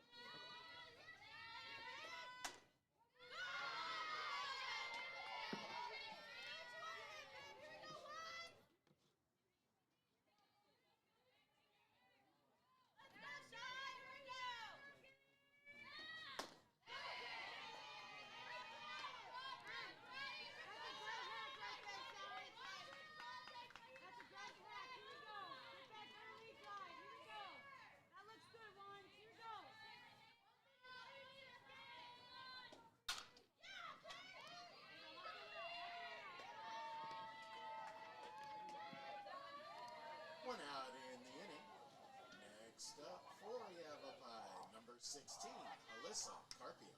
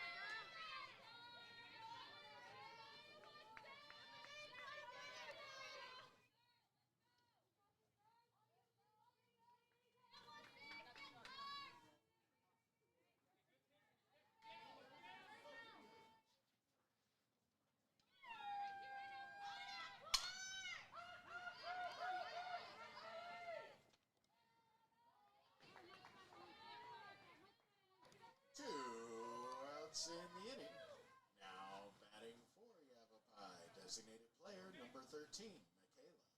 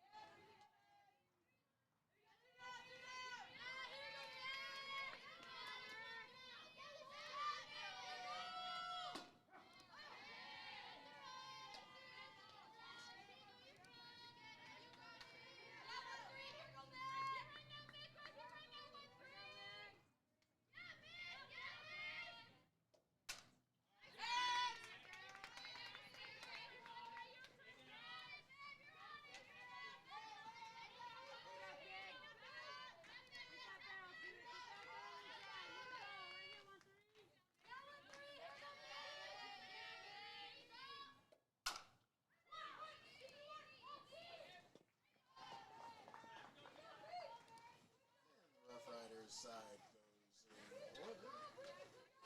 No runs, no hits, no errors, nobody left. We go bottom 5. Still 8-3. Interesting thing you bring up, because I haven't really thought about that too much. I know it's I always think of athletes like myself and Jessica McDonald. We couldn't even qualify at the time to go NCAA, so we needed the 2-year system to help us qualify according to the NCAA rules at the time. But yeah, we get a lot of bounce backs where we have Division I athletes that'll go play at a Division I, and then the coaches changes, or they shut down their programs, or they can't afford it, or just something happens. So they, academically something, they come back to us, and we help them with that process. With every bounce back, so Division I, for the ones that don't know, if you're a Division I athlete and you come down to junior college, in order to go back, you have to graduate with a 2-year degree as well to qualify to go back Division I. So there's always those difficulties that student athletes deal with, and obviously we love having Division I athletes to coach, but we love helping student athletes like yourself that had to go through that process. So that was a story I did not know about you. So you were a Sooner. I was for 1 year. Wow, that was a big time program. So so you get the injury, you come back to Phoenix College. How did the 2 years go for you at Phoenix College? I'm sure it went well since you were playing for softball. Yeah. So I actually played 1 year at Phoenix College, and then I transferred out to the University of Utah. So I actually went back D1 after I transferred out. And my first year there,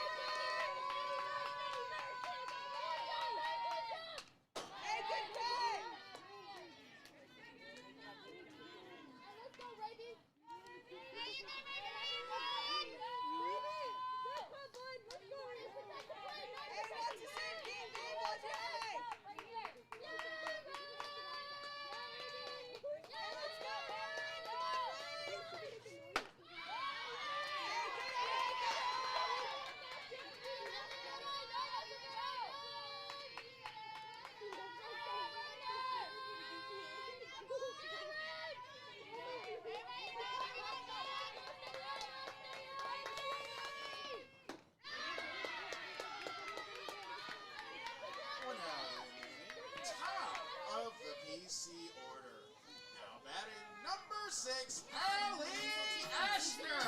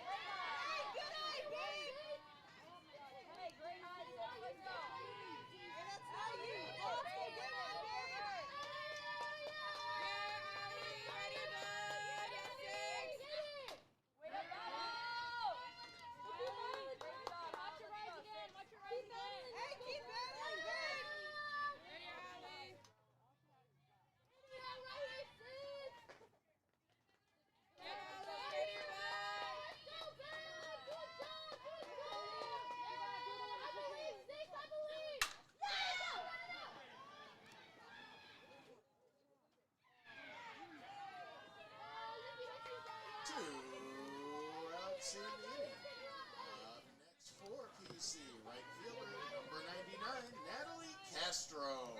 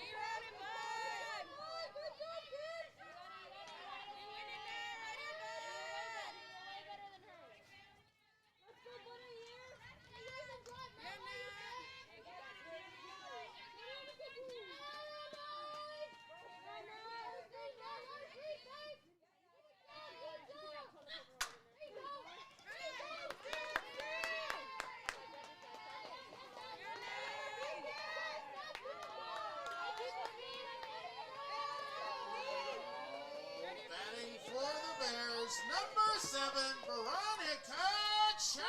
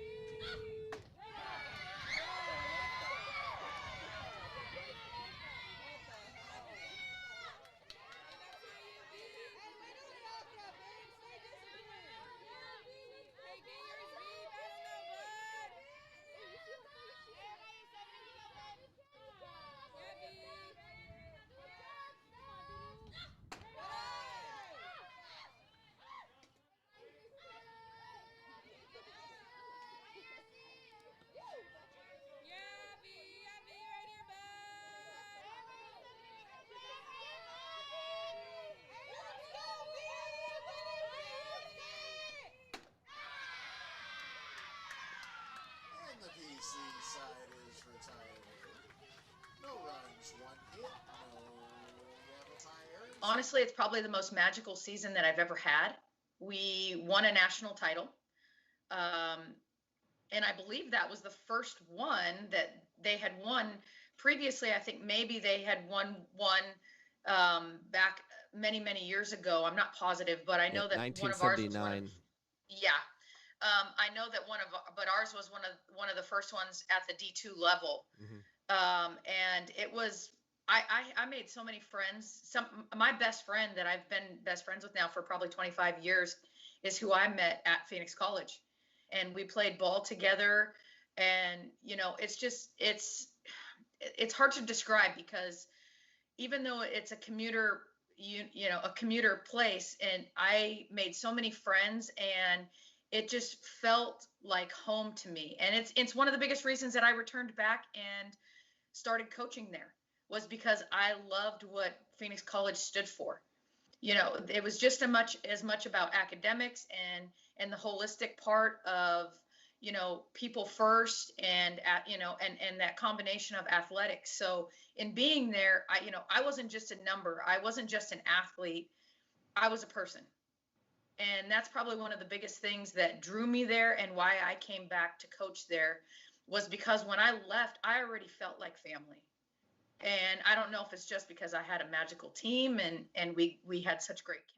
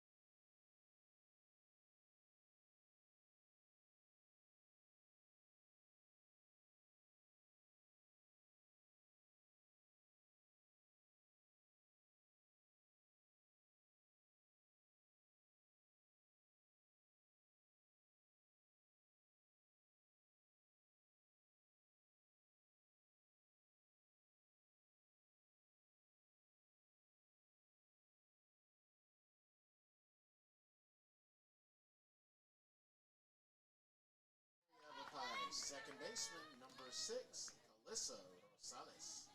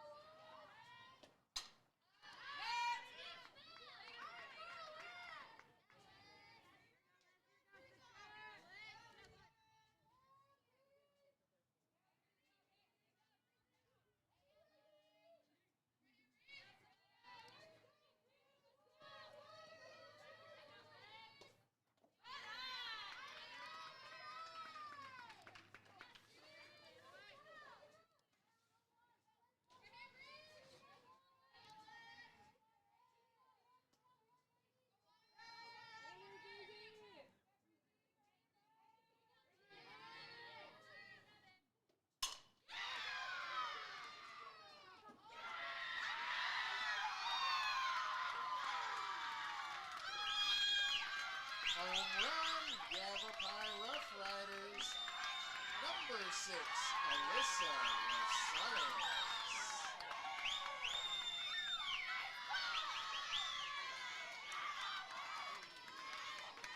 Next up for the Rough Riders, shortstop, number 2, Esperanza Rodriguez.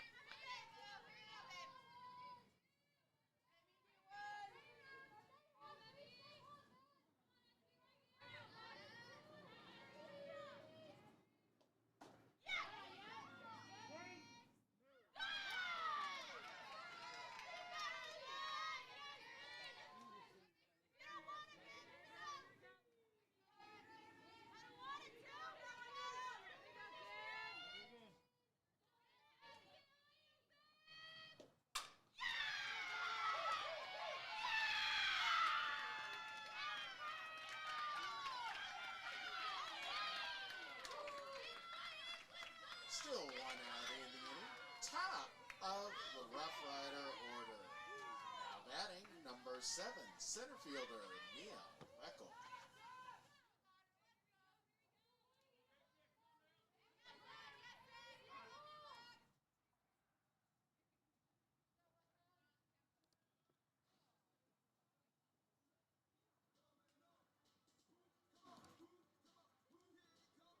And don't get me wrong, we had our ups and downs. I think we finished the season at 500.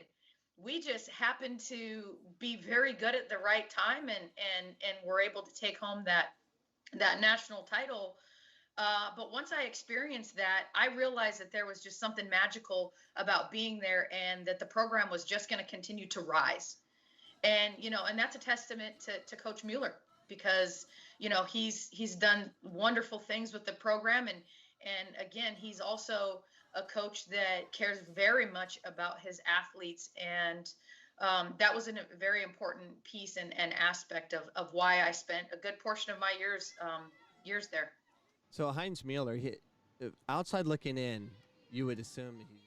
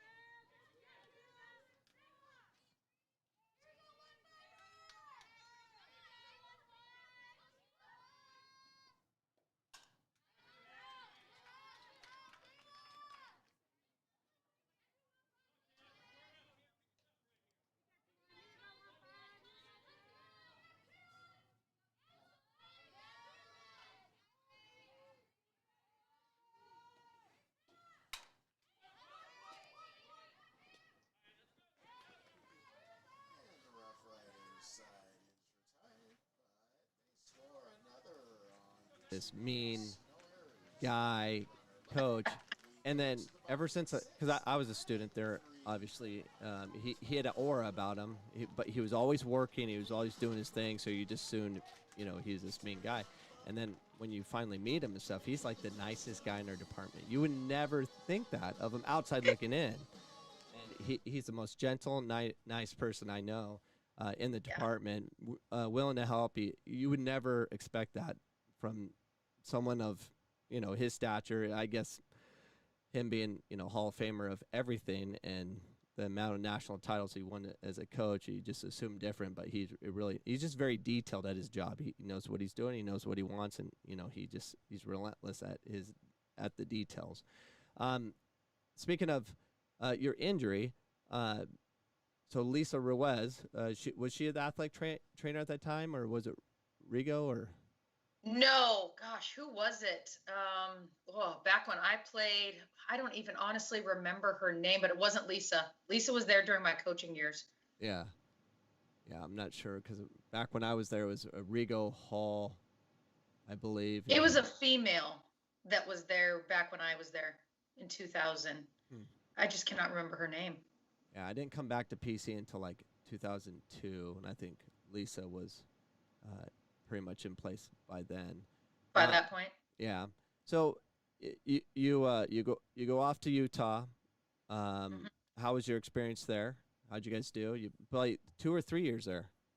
No, 2 years. I had 2 years there. Yeah. I had 2 years because I played into my 5th year because I had to take a year off from my knee surgery. I actually had a redshirt. Okay. So that's why there's that year in between.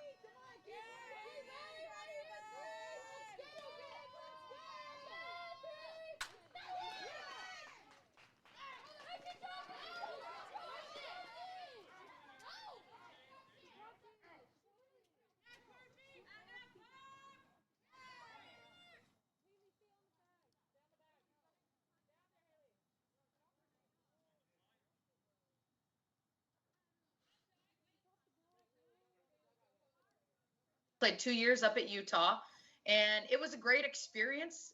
That's probably where I grew the most. I think I was at a point where I was ready to be away from home. I think I was ready for the Division I level at that point. I think when I first went to OU, I think talent-wise, I was at that level. However, I don't think mentally and psychologically I was ready, and I got very homesick. And so when I went up to the Utah, just that year at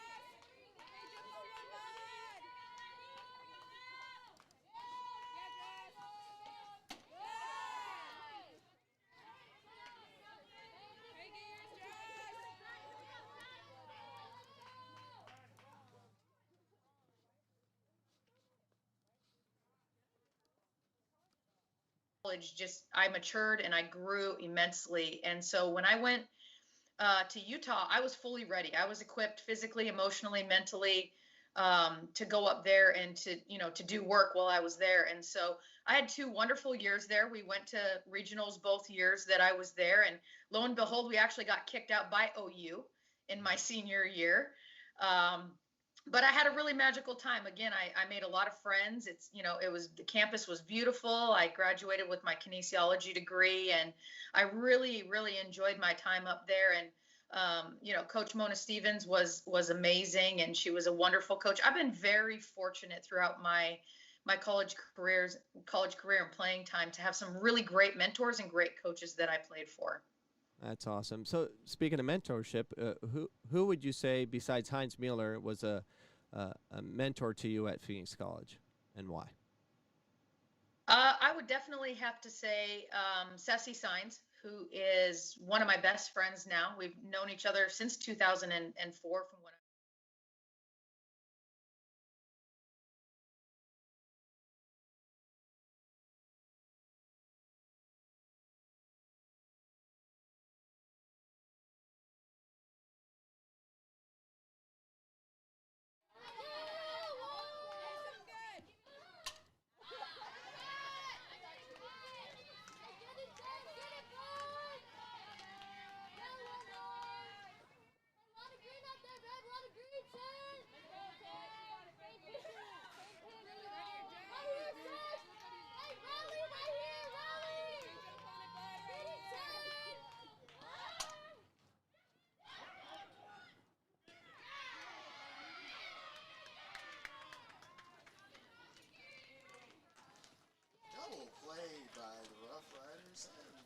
was at Phoenix College. And I know when I first got there, I knew a lot about the athletic side of PC, and I got put into the fitness center. I was fortunate enough to get a job in there, and day one she befriended me and made me feel incredibly comfortable, and just gave me a lot of confidence from the strength and conditioning side of things, because I was newly just kind of dipping my foot into the water on the strength and conditioning side of things, and she really helped me gain confidence in my ability to be a great instructor. And it didn't take very long before we became really great friends, and still to this day she's one of my best friends. And I'll never forget what she did for me, and still to this day does.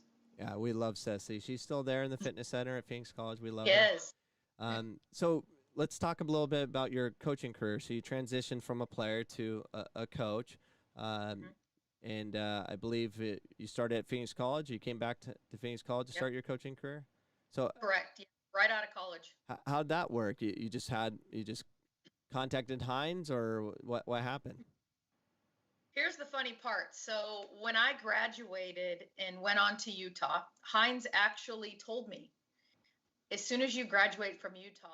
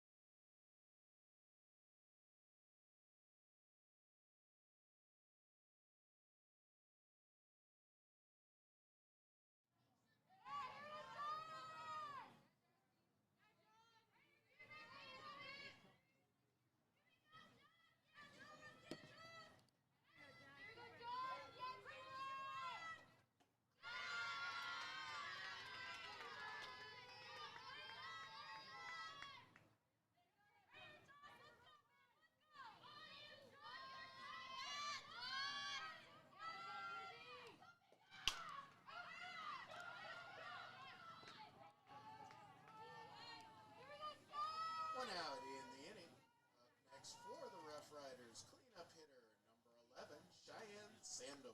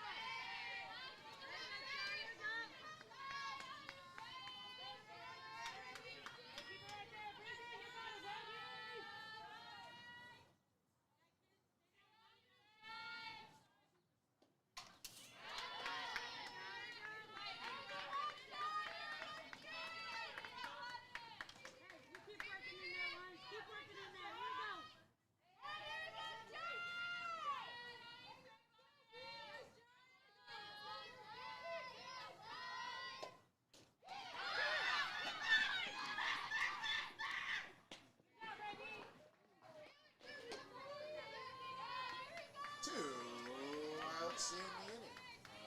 Next for Yavapai, right fielder, number 16, Alyssa Carpio.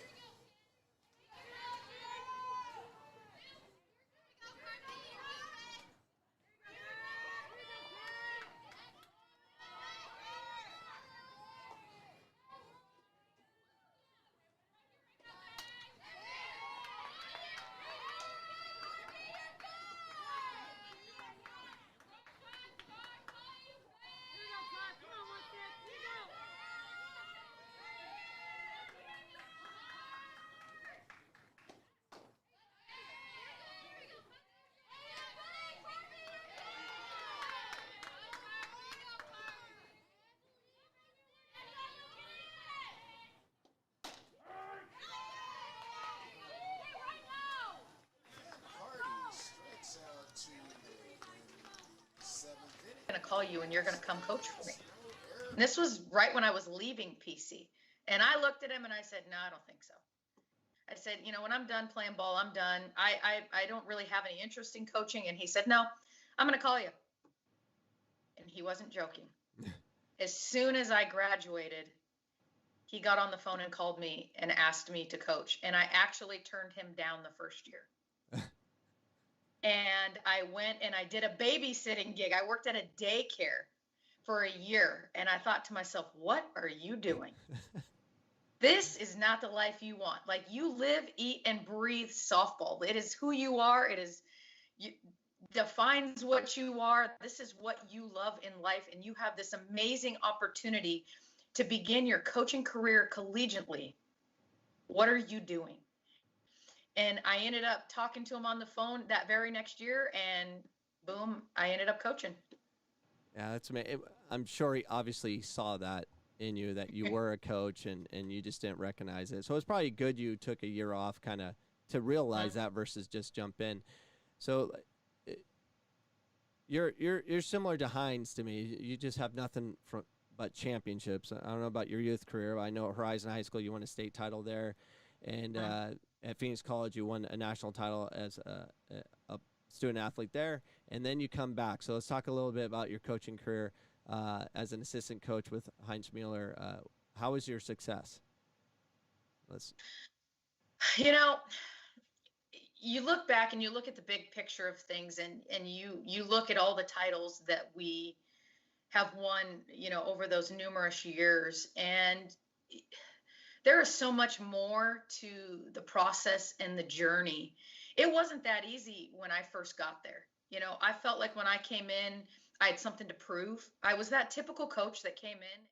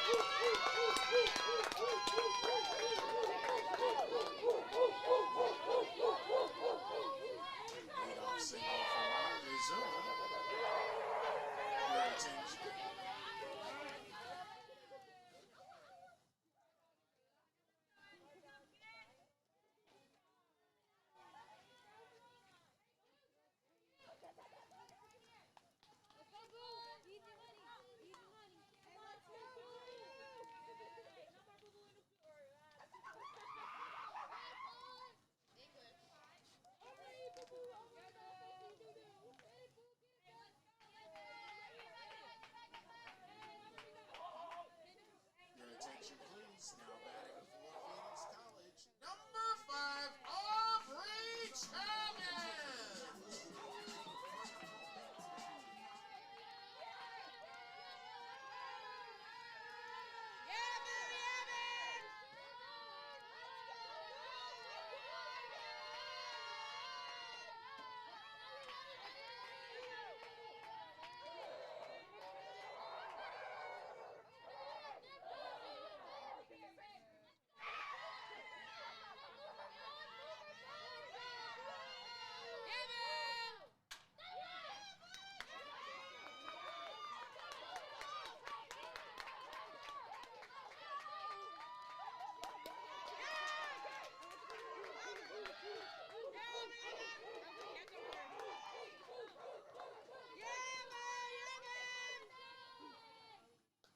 Top of the order for the Bears, it's number 6, Allie Ashner.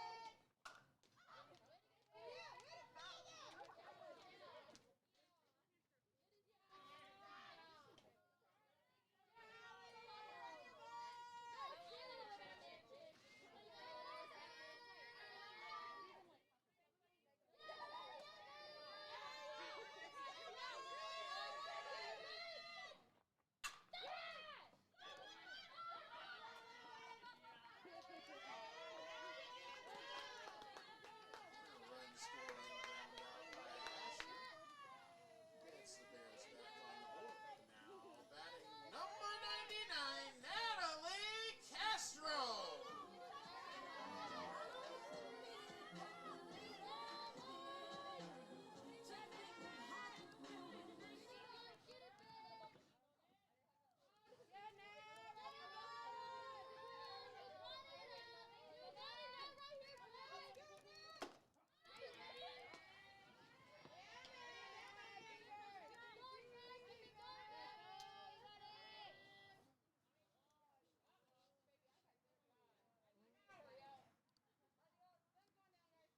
I felt like I had to prove myself. And, you know, the biggest thing that Hines did for me is he gave me so much autonomy. He said, you know, Krista, here's the bullpen. Here you go, do your thing. And he never micromanaged me. He always called me his pit bull, which I find kind of funny. I laugh about it now. Before I was like, man, please don't refer to me as that. And I look at it now, and we were such a great complement to one another. And I know he loved me, you know, like I was one of his kids, and I loved him as if he was, you know, my father. We would bicker back and forth just as much as we would, you know, banter and have a great time. But at the end of the day, I always knew he had my back, and I always had his. And it was more about a family. And the reason that we won as many titles as we did, you know, beyond the great athleticism that we had in a lot of our kids, was we just had a magical coaching staff. between myself and Hines and Buzz and Dallas at the time, the four of us.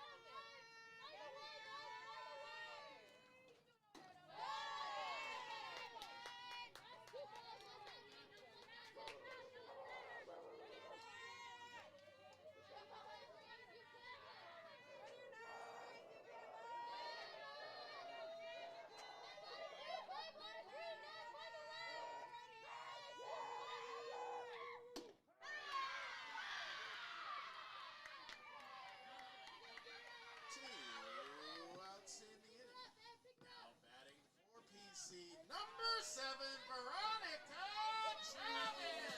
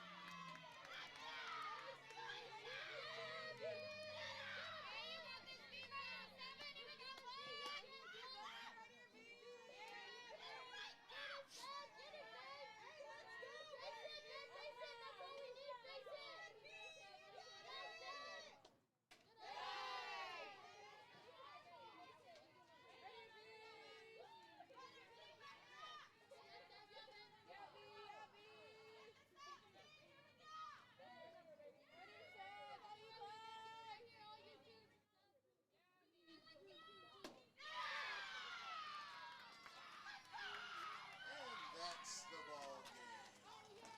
Final score, YAVAPAI 9, Phoenix College 4. Really are what kicked off those titles, and it was just, we had every coach in place and every coach that did exactly what was necessary to get the job done at the level that it needed to be done, and we meshed very well. And over a certain period of time, it just became a tradition. And when you came in to play for Phoenix College softball, you didn't come in, you came in with an expectation of winning. But that takes time, and that's a process. And, so those early years, they were not always easy, but it definitely got easier as we went. And I think it really helped